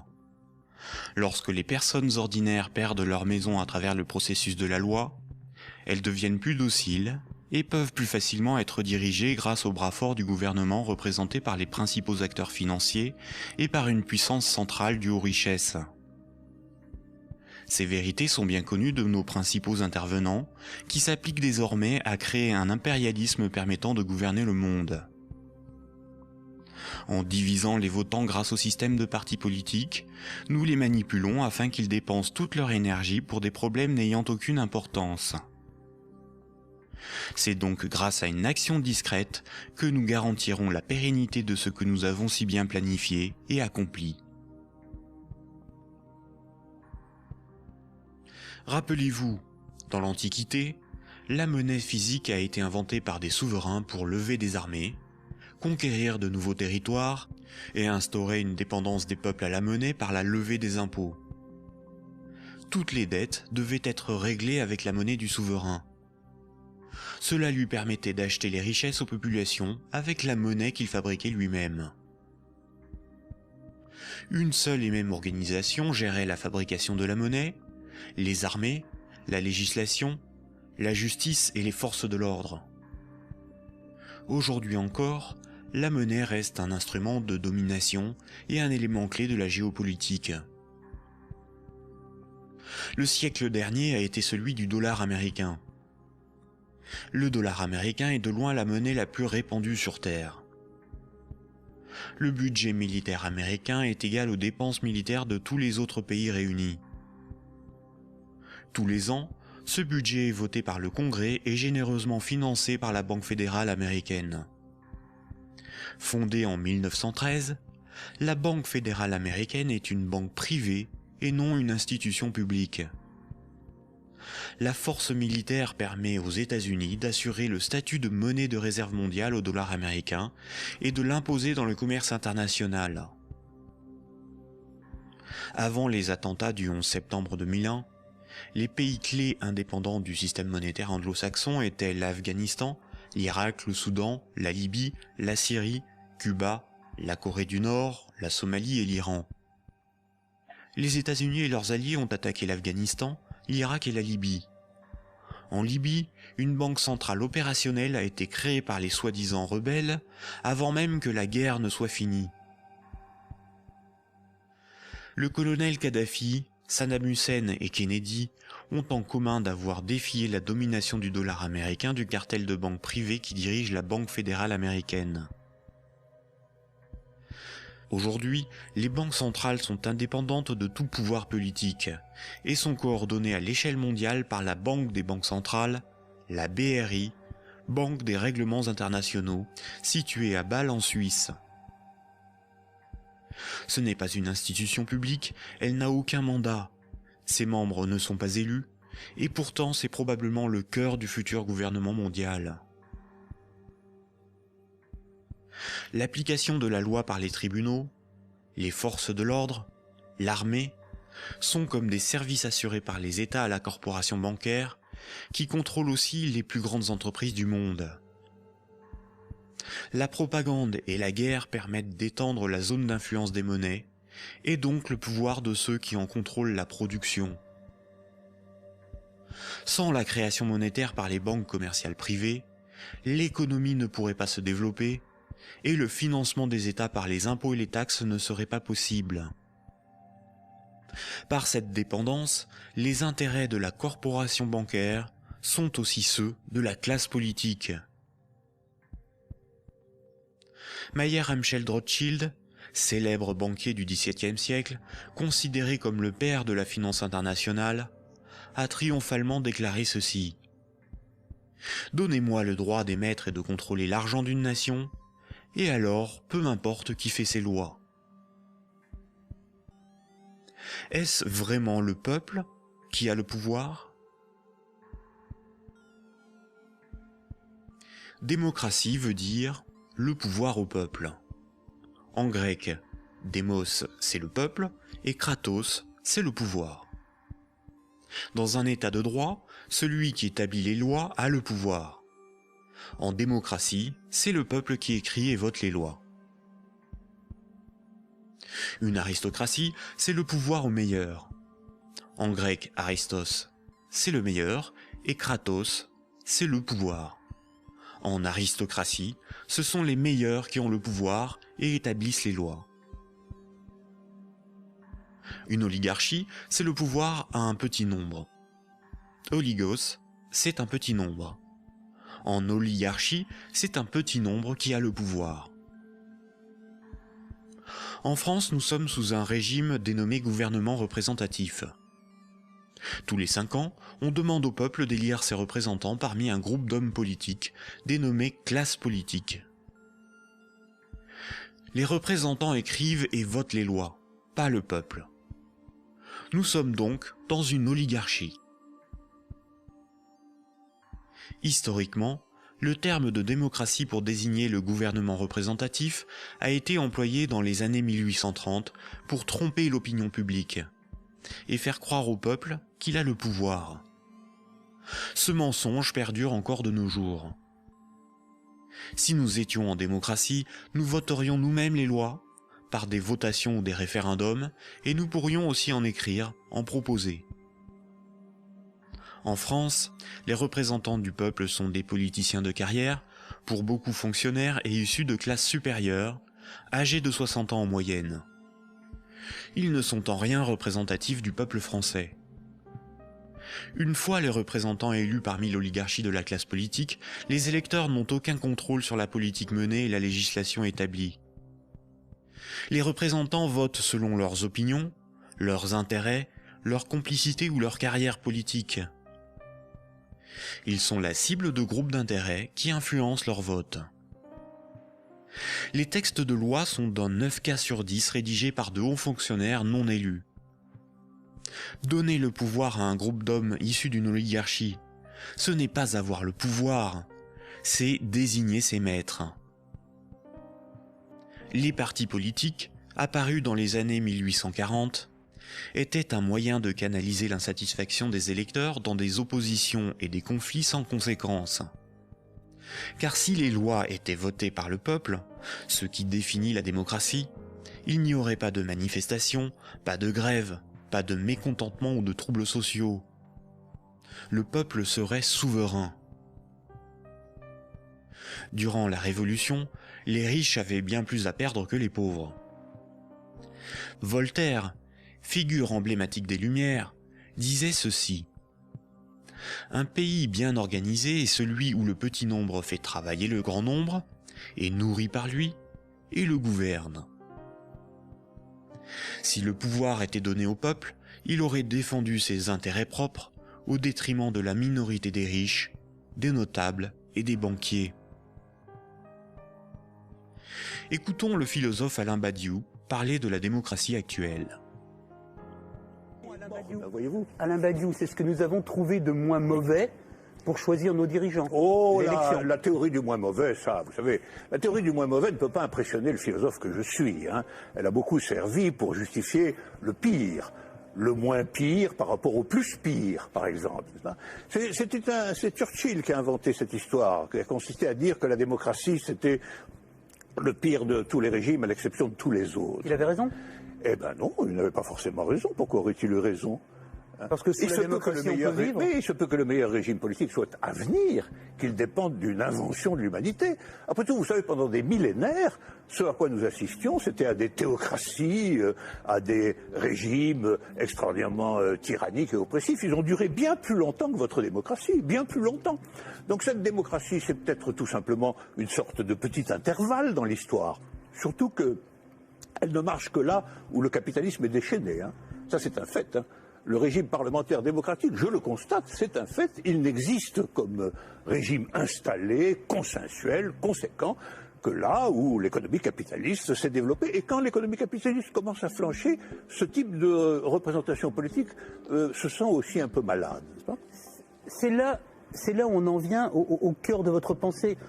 Un tout petit moment d'explication. Vous êtes, Alain Badiou, un de ceux qui avaient revendiqué le mot communisme, alors même que les régimes communistes ou étiquetés communistes étaient effondrés.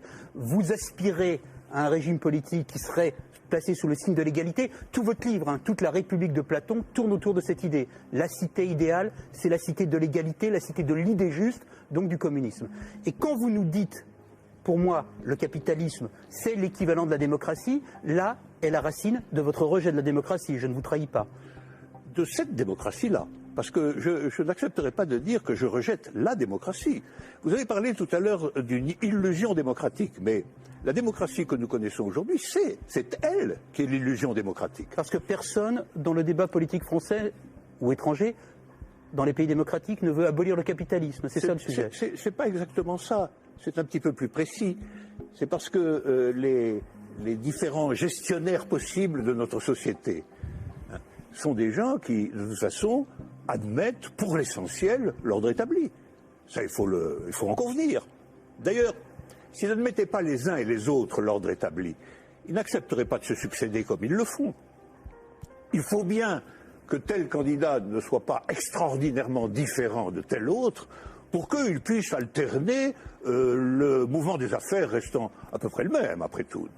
Donc il y a un consensus fondamental qui fonde ce que vous appelez, vous, la démocratie, qui est une démocratie tout à fait normée, tout à fait particulière, et qui repose sur des acceptations fondamentales premières. Voilà. Et donc je soutiens que nous ne vivons pas du tout en démocratie. Nous vivons en réalité en oligarchie. Voilà. Nous sommes dominés par une oligarchie financière, politique et médiatique. Tout le monde le sait d'ailleurs. Tout le monde voit parfaitement qu'il faut absolument maintenir ce système pour maintenir le système politique lui-même. Qui gouverne dans la cité juste, dans la cité idéale? Eh bien, qui gouverne normalement dans la cité juste, dans la cité idéale, c'est précisément tout le monde. C'est la démocratie véritable. C'est-à-dire qu'il n'y a pas d'État séparé de l'ensemble des gens. Voilà, c'est ça la cité idéale. La cité idéale, c'est la grande idée communiste de Marx lui-même, qui est un peu oubliée, mais que je voudrais rappeler, c'est le dépérissement de l'État. C'est l'idée que l'existence d'une machine d'État oppressive, séparée, qui doit être perpétuellement validée par des élections, etc., c'est une affaire vieillie, c'est une affaire qu'il faut dépasser absolument, au nom de ce que Marx lui-même appelait un régime d'association, la capacité pour tout le monde de s'occuper de ses propres affaires. Ce qui est intéressant, et c'est là où, quand vous parliez de l'idée de Marx et de l'idée de l'association, vous êtes un fervent admirateur de ce qu'on appelait les révolutions arabes, fervent admirateur également de ce qu'on appelait le mouvement des indignés. Et ce qui est très intéressant, c'est que votre critique sur les révolutions arabes commence au moment où elle se transforme en processus démocratique électoral avec des élections. Oh ben c'est pas ma critique à moi, c'est d'abord la critique de tous ceux qui ont participé au mouvement dans les pays arabes. Ils ont été légèrement surpris et déconcertés par le résultat des élections. Mais le principe même des élections... Comme moi je l'ai été en mai 68. Eux aussi ils disent élections piège à con maintenant, maintenant qu'ils ont les partis islamistes dits modérés sur le dos. C'est comme si, après une révolution, une tempête révolutionnaire démocratique extraordinaire, on vous présentait un massif parti démocrate chrétien comme le vainqueur des élections. Ben, vous seriez un peu étonné tout de même. C'est bien la preuve qu'il y a deux sens du mot démocratie qui ne sont pas du tout homogènes. Sauf que la revendication, Alain Badiou, la revendication du peuple contre les dictateurs, c'était de pouvoir voter. Bon, la revendication du peuple contre les dictateurs, c'était que les dictateurs s'en aillent. Mais ça, c'était leur revendication unanime. Sur la question du vote, il y a eu d'innombrables débats. Comment, quand, dans quelles conditions? Ces débats ont souvent été tranchés par des autorités extérieures au mouvement populaire lui-même. En Égypte, par exemple, ils ont été largement tranchés par l'armée. Autant dire par ce qui restait du régime d'avant. Parce que la révolution a été volée par l'armée. Mais les Tunisiens, par exemple... Le gouvernement représentatif, en ne donnant aucun pouvoir aux pauvres, aux ouvriers et aux paysans, garantit la protection des intérêts des plus puissants et des plus riches. Aujourd'hui encore, le citoyen n'est qu'un électeur, un emprunteur et un consommateur. Il est informé par des médias inféodés aux grands groupes financiers et industriels dont ils sont pour la plupart la propriété.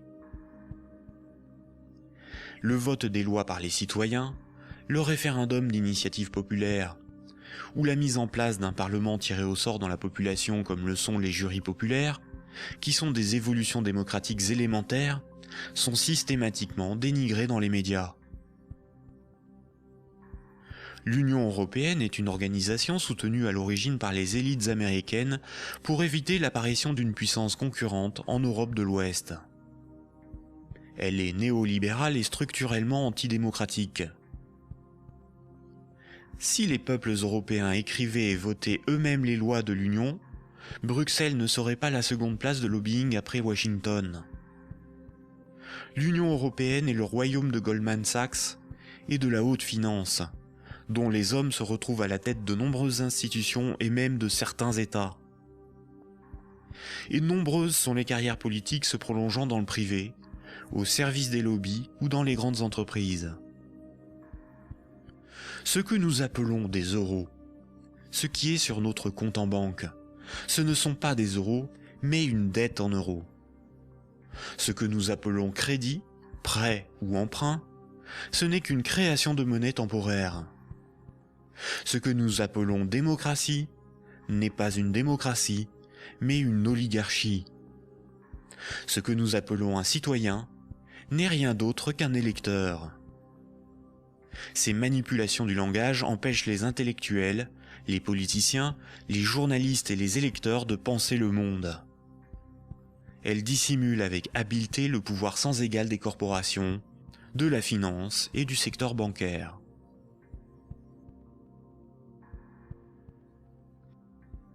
Aujourd'hui, la planète n'est plus capable de se régénérer. L'humanité tout entière est en train de se confronter aux limites de la Terre elle-même et manque de ressources naturelles. Toute croissance économique nécessite beaucoup de matières premières et d'énergie. Or, les ressources de la planète sont limitées.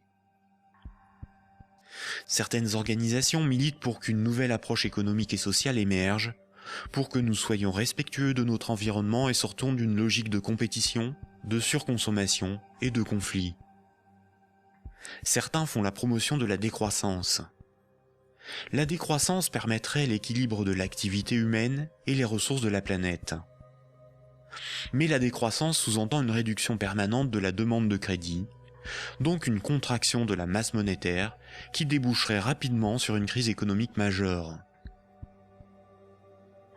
En réalité, les nations sont les esclaves de l'impérieuse nécessité d'une dette perpétuelle pour disposer de monnaie, donc d'une croissance soutenue, impliquant une consommation en progression constante. S'il n'y a plus d'anticipation de revenus futurs, il n'y a plus de crédit, donc la monnaie disparaît, l'État ne peut plus fonctionner et l'économie s'arrête.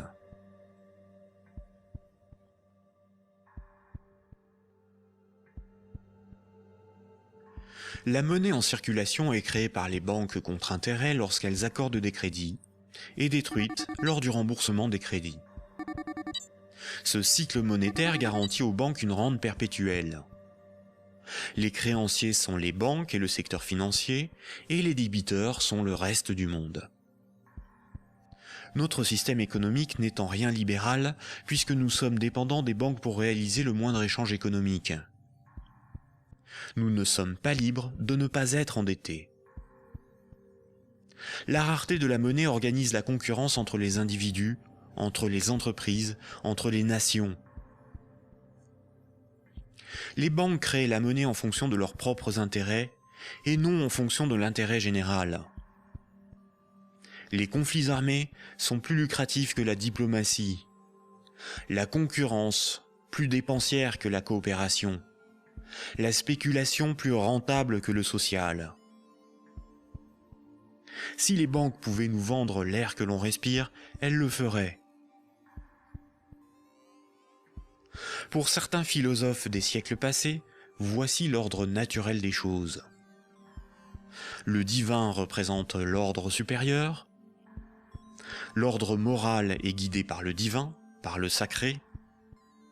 L'ordre politique est guidé, lui, par la morale. Et la finance, elle, est au service de l'ordre politique. Mais si la monnaie n'est plus le reflet des échanges économiques de ceux qui créent les richesses réelles, mais le moyen par lequel ces richesses réelles sont échangées, l'argent devient le maître du monde. Une inversion des ordres s'opère. Le divin est remplacé par l'argent. N'a de valeur que ce qui a un prix. Les marchés font office de morale. Rien ne doit enfreindre les lois du marché, bénéfiques pour l'humanité. La finance est au service des marchés. Les financiers sont les nouveaux prophètes. Ils défendent l'immanente main invisible. La politique et l'État sont au service de la finance, car ils en sont dépendants. Ils sont forcés de défendre les intérêts de la finance au détriment de ceux des peuples. Frédéric Bastiat, économiste politique au XIXe siècle, disait ceci. Quand le pillage devient un moyen d'existence pour un groupe d'hommes qui vit au sein de la société, ce groupe finit par créer pour lui-même tout un système juridique qui autorise le pillage et un code moral qui le glorifie.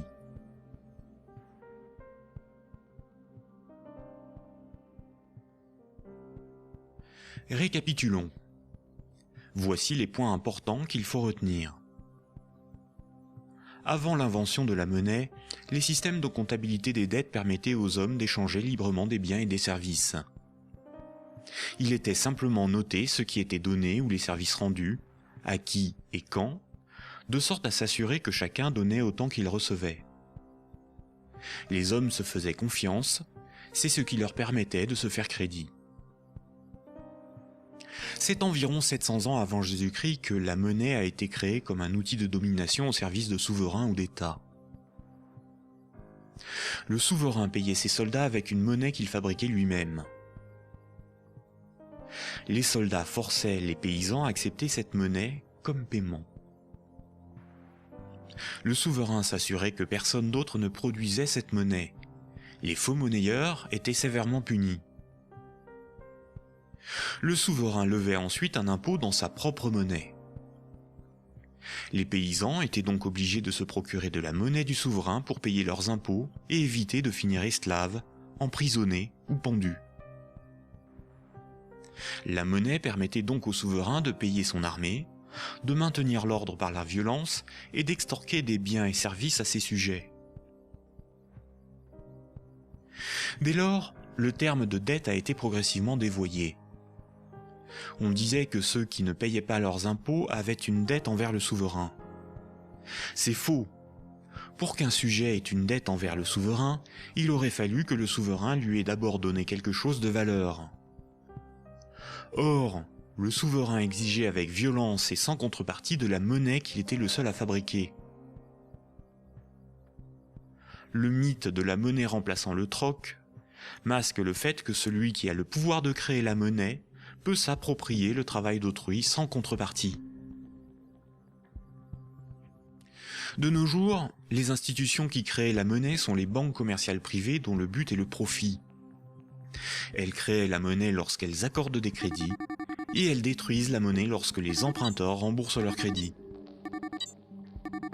En fonction de leur bilan, les banques créent aussi de la monnaie à partir de rien pour leurs propres dépenses. Quand, par exemple, on demande du pain à quelqu'un, il est bien normal de le lui rendre plus tard. On a une dette envers cette personne. C'est la morale qui nous dicte ce comportement, à juste titre. Mais quand une banque fait crédit, elle ne prête pas l'argent qu'elle possède. Elle le crée à partir de rien. Quand un emprunteur est endetté vis-à-vis d'une banque, la banque ne lui a rien donné. Elle exige pourtant qu'on lui rende quelque chose qu'elle ne possédait pas avant d'accorder le crédit, majoré d'un intérêt pour le service rendu. C'est parce que la loi protège ce privilège qu'elles peuvent contraindre les emprunteurs à rembourser leur crédit, quitte à saisir leurs biens et à les envoyer en prison. Il s'agit là d'un rapport de force. Les soi-disant dettes issues des crédits bancaires sont un moyen par lequel les banques extorquent une partie de notre travail contre une création de monnaie temporaire. En associant la notion de dette avec le crédit bancaire, cette pratique a été moralisée et donc normalisée. La monnaie centrale donne l'illusion que c'est l'État qui crée la monnaie. Or, la monnaie centrale est fabriquée à la demande des banques commerciales privées lorsque des actifs détenus par celles-ci sont monétisés par la banque centrale. En réalité, ce sont bien les banques commerciales privées qui fabriquent et louent la monnaie que nous utilisons tous au quotidien. La monnaie en circulation est créée par le crédit bancaire, puis détruite lors du remboursement des crédits. De ce fait, si tout le monde remboursait ses dettes, il n'y aurait plus de monnaie en circulation, tous les comptes en banque seraient vides, et les billets et pièces de monnaie disparaîtraient. La création monétaire par le crédit et la destruction monétaire lors du remboursement des crédits déterminent une masse monétaire. La variation de la masse monétaire est similaire aux variations de la population d'un pays en fonction des naissances et des décès. Quand la masse monétaire diminue parce qu'il n'y a pas assez de crédits accordés par les banques commerciales privées, il y a moins d'argent en circulation dans l'économie, car la monnaie est détruite par le remboursement des crédits en cours. Chômage, pauvreté, précarité, faillite d'entreprises et endettement des États se développent rapidement. Dans un tel système, la croissance est vitale pour l'économie. Les entreprises, les particuliers et les États s'endettent auprès du système bancaire pour assurer une augmentation constante et exponentielle de la masse monétaire.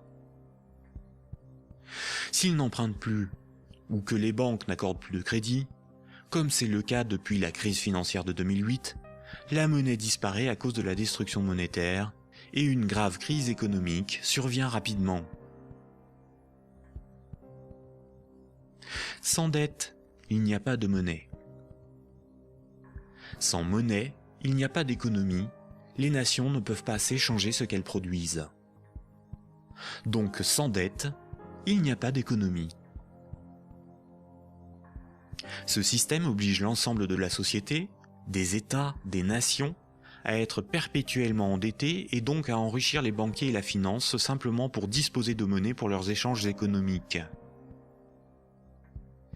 C'est par ce principe que le système bancaire a servi le monde économique à son profit, sans contrepartie productive. Chaque crédit sert à acheter une maison, une voiture, une télévision, et induit la consommation d'énergie et de matières premières pour leur fabrication. La nécessité de toujours plus de crédit provoque la destruction de l'environnement, le pillage des ressources de la planète, la surproduction, la concurrence et le consumérisme. Tant que chaque unité de monnaie, chaque euro, sera issu d'un crédit bancaire, les banques gouverneront le monde et l'humanité pillera la planète et détruira l'environnement pour enrichir l'oligarchie financière. Imaginons ce que serait la monnaie du futur.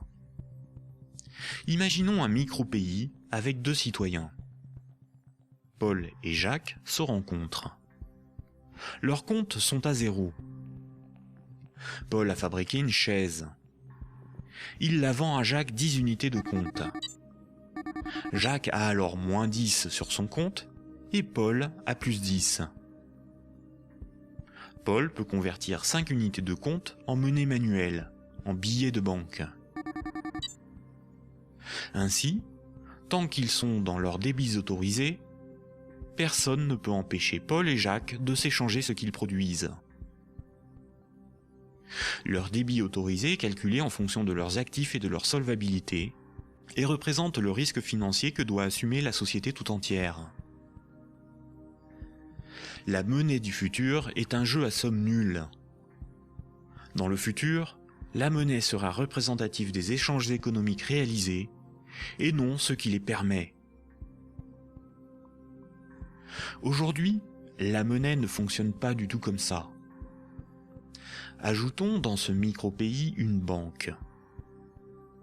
Pour acheter la chaise de Paul, Jacques va emprunter à la banque les 10 € nécessaires pour la payer.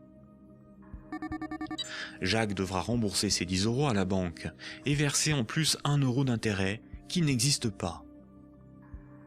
Après la transaction, Paul possède bien les 10 € nécessaires à rembourser la banque et il faudra bien que Jacques les récupère d'une manière ou d'une autre pour rembourser son crédit.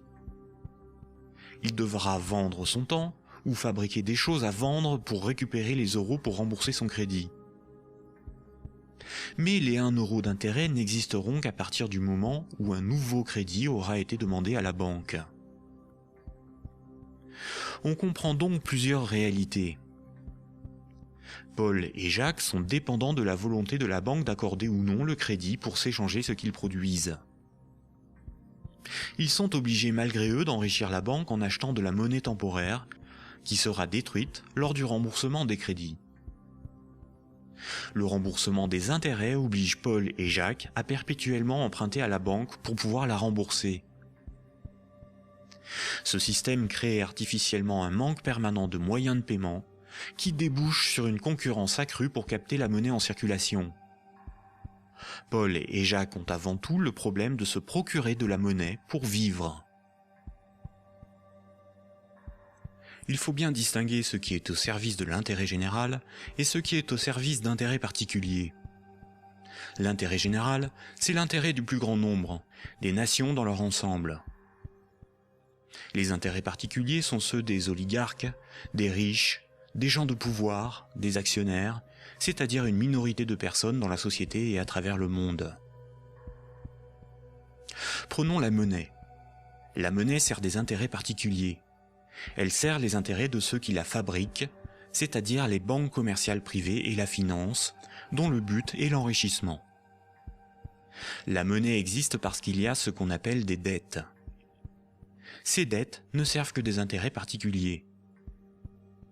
La bourse et la spéculation, les marchés financiers, représentent très majoritairement des intérêts particuliers.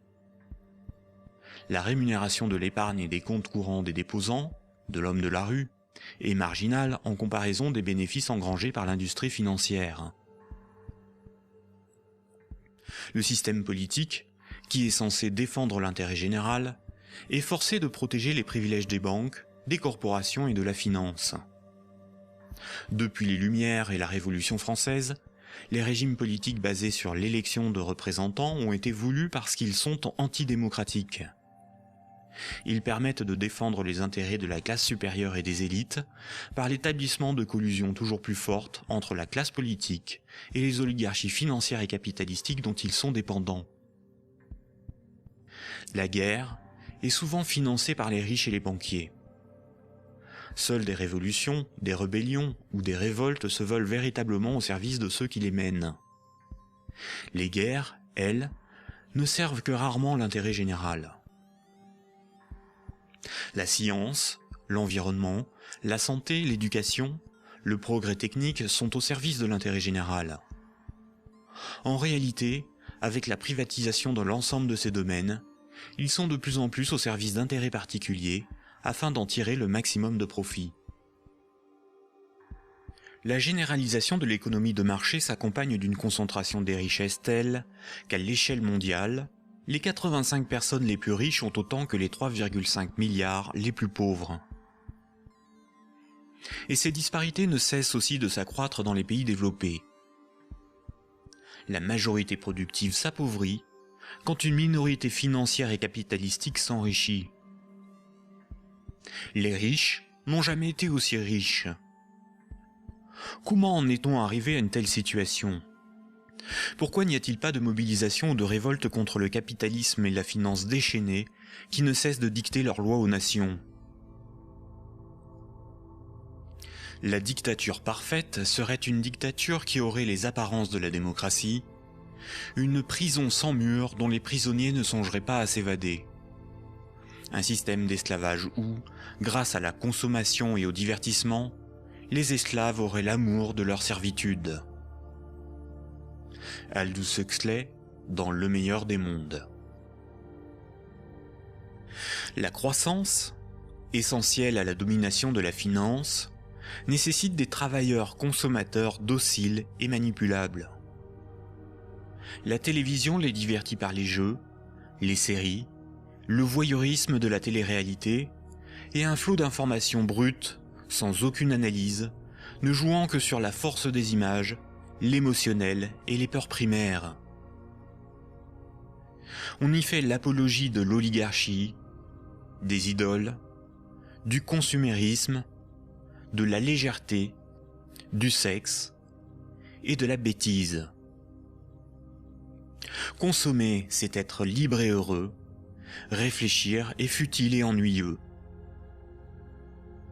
Le vocabulaire est réduit, le sens des mots dévoyé, de sorte qu'il n'est plus possible de penser la réalité. L'éducation est réduite à une forme de conditionnement à la servitude et d'insertion professionnelle. Un individu inculte n'a qu'un horizon de pensée limité, et plus sa pensée est bornée à des préoccupations futiles, moins il peut se révolter. La destruction des États-nations, de la cellule familiale, la négation des identités culturelles, religieuses et sexuelles, sont les moyens de supprimer tous leurs repères aux individus. Ils n'ont alors ni l'environnement social et institutionnel, ni les ressources mentales pour s'opposer à la domination mondiale des multinationales et de l'oligarchie financière, politique et capitalistique. Il faut comprendre que la télévision, la radio et la presse sont des médias unidirectionnels, alors que l'Internet est multidirectionnel. Les médias unidirectionnels sont maîtrisés par un petit nombre de personnes soigneusement sélectionnées par les oligarchies politiques et financières pour délivrer des programmes servant leurs intérêts. L'opinion du citoyen est ainsi formatée, maîtrisée, contrôlée. À l'inverse, sur l'Internet, tous les intellectuels, philosophes et journalistes peuvent s'exprimer, partager leurs analyses, et le citoyen peut librement choisir ses sources d'information, partager ses opinions et en débattre. Pour maîtriser la liberté de l'Internet, l'oligarchie crée une fausse dissidence sous la forme de médias qui semblent subversifs, comme Mediapart, Rue 89, Le Canard enchaîné, le magazine Marianne, ou encore des organisations comme Wikileaks, dont la fonction est de canaliser les citoyens les plus critiques sur des sujets sans importance, d'organiser leur indignation, de monter les uns contre les autres, et de décrédibiliser les analyses réellement subversives. Et quand le prêt-à-penser perd trop de terrain, la liberté d'opinion et d'expression n'existe plus. L'Internet tout entier est diabolisé au nom de la démocratie, de la République, ou encore de la lutte contre un terrorisme fictif ou fabriqué. Les grands médias qualifient de racistes, de terroristes, de fascistes, de xénophobes, d'antisémites, de négationnistes, de conspirationnistes ceux qui analysent les faits, critiquent le système et tentent d'en exposer les fondements. Ces grossiers amalgames visent à empêcher le public d'écouter leurs discours, d'étudier leurs arguments et de débattre de leurs idées. Tout comme ce sont les banques qui décident ce qui doit être financé en fonction de leurs intérêts, dans les médias dominants, c'est l'oligarchie qui décide l'information qui doit être diffusée en fonction là aussi de ses propres intérêts. Le contrôle du vecteur soit de la richesse, c'est-à-dire la monnaie, soit de la connaissance et des idées, c'est-à-dire les médias, soit encore du système législatif, c'est-à-dire le gouvernement représentatif non démocratique, sont les instruments de la domination des oligarchies. Dès lors, il ne faut pas tomber dans la provocation, l'extrémisme ou la violence. La violence et la provocation sont ce que le système attend pour justifier la censure, le contrôle d'Internet et la mise en place d'un État policier. Il ne faut pas non plus dépenser son énergie sur des détails. Il faut au contraire remettre en cause les fondamentaux sur lesquels repose ce système de domination. Tous les mouvements progressistes, sociaux ou alternatifs, quelle que soit leur forme, associations, partis politiques, ONG, et quelle que soit leur cause, devraient faire la promotion de 3 changements décisifs pour le monde de demain. Premier point. Remettre la création monétaire au service de l'intérêt général. Tant que ce sont les banques qui décident ce qui mérite d'être ou de ne pas être financé en fonction de leurs propres intérêts, le pouvoir politique et le libéralisme ne sont qu'illusions. Les banques ne sont pas là pour faire du social ou de l'investissement. Elles sont là pour faire des profits en prenant le moins de risques possible. Deuxième point. La création monétaire par le crédit à intérêt et la destruction monétaire lors du remboursement des crédits forment un système pyramidal obligeant l'humanité à détruire la planète pour le seul profit de la finance. Nous devons mettre en place un système monétaire permettant d'adapter notre niveau de vie aux ressources de la planète et garantir ainsi un environnement viable aux générations futures. Troisième point, instaurer un système politique réellement démocratique. Seule une véritable démocratie permettra de garantir que les 2 premiers points sont durablement défendus. Contrairement à ce que les élites veulent nous faire croire, des peuples éclairés sont tout à fait à même d'établir une politique qui défend leurs propres intérêts et les intérêts des générations futures. Ces 3 points sont intimement liés. Sans une monnaie réellement publique, le lobby bancaire aura toujours la capacité de faire plier les gouvernements et changer les institutions. Un régime réellement démocratique, où c'est le peuple qui vote lui-même les lois, permet à la nation de s'opposer à toute privatisation de la monnaie et est la garante du maintien de la finance au service de l'intérêt général.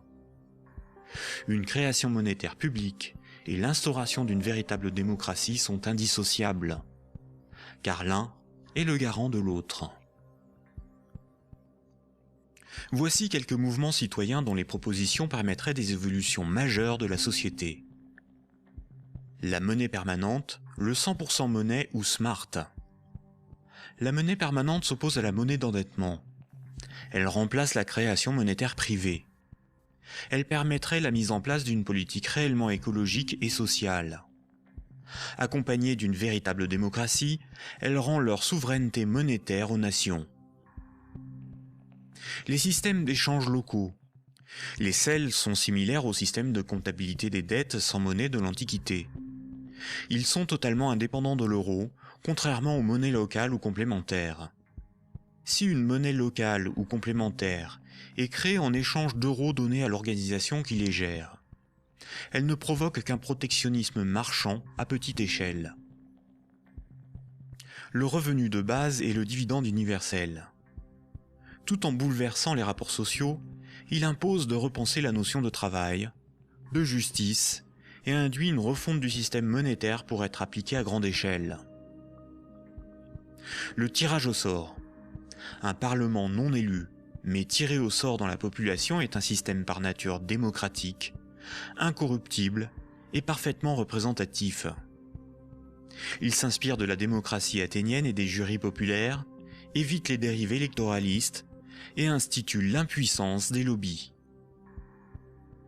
La démocratie directe. Il s'agit de faire voter les lois par référendum.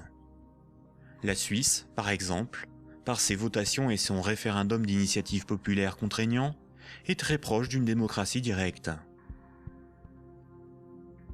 À nous de sensibiliser nos proches, nos concitoyens, nos décideurs, nos élites, sur les fondements du monde d'aujourd'hui, et de faire la promotion de ces alternatives économiques, financières et politiques essentielles au monde de demain.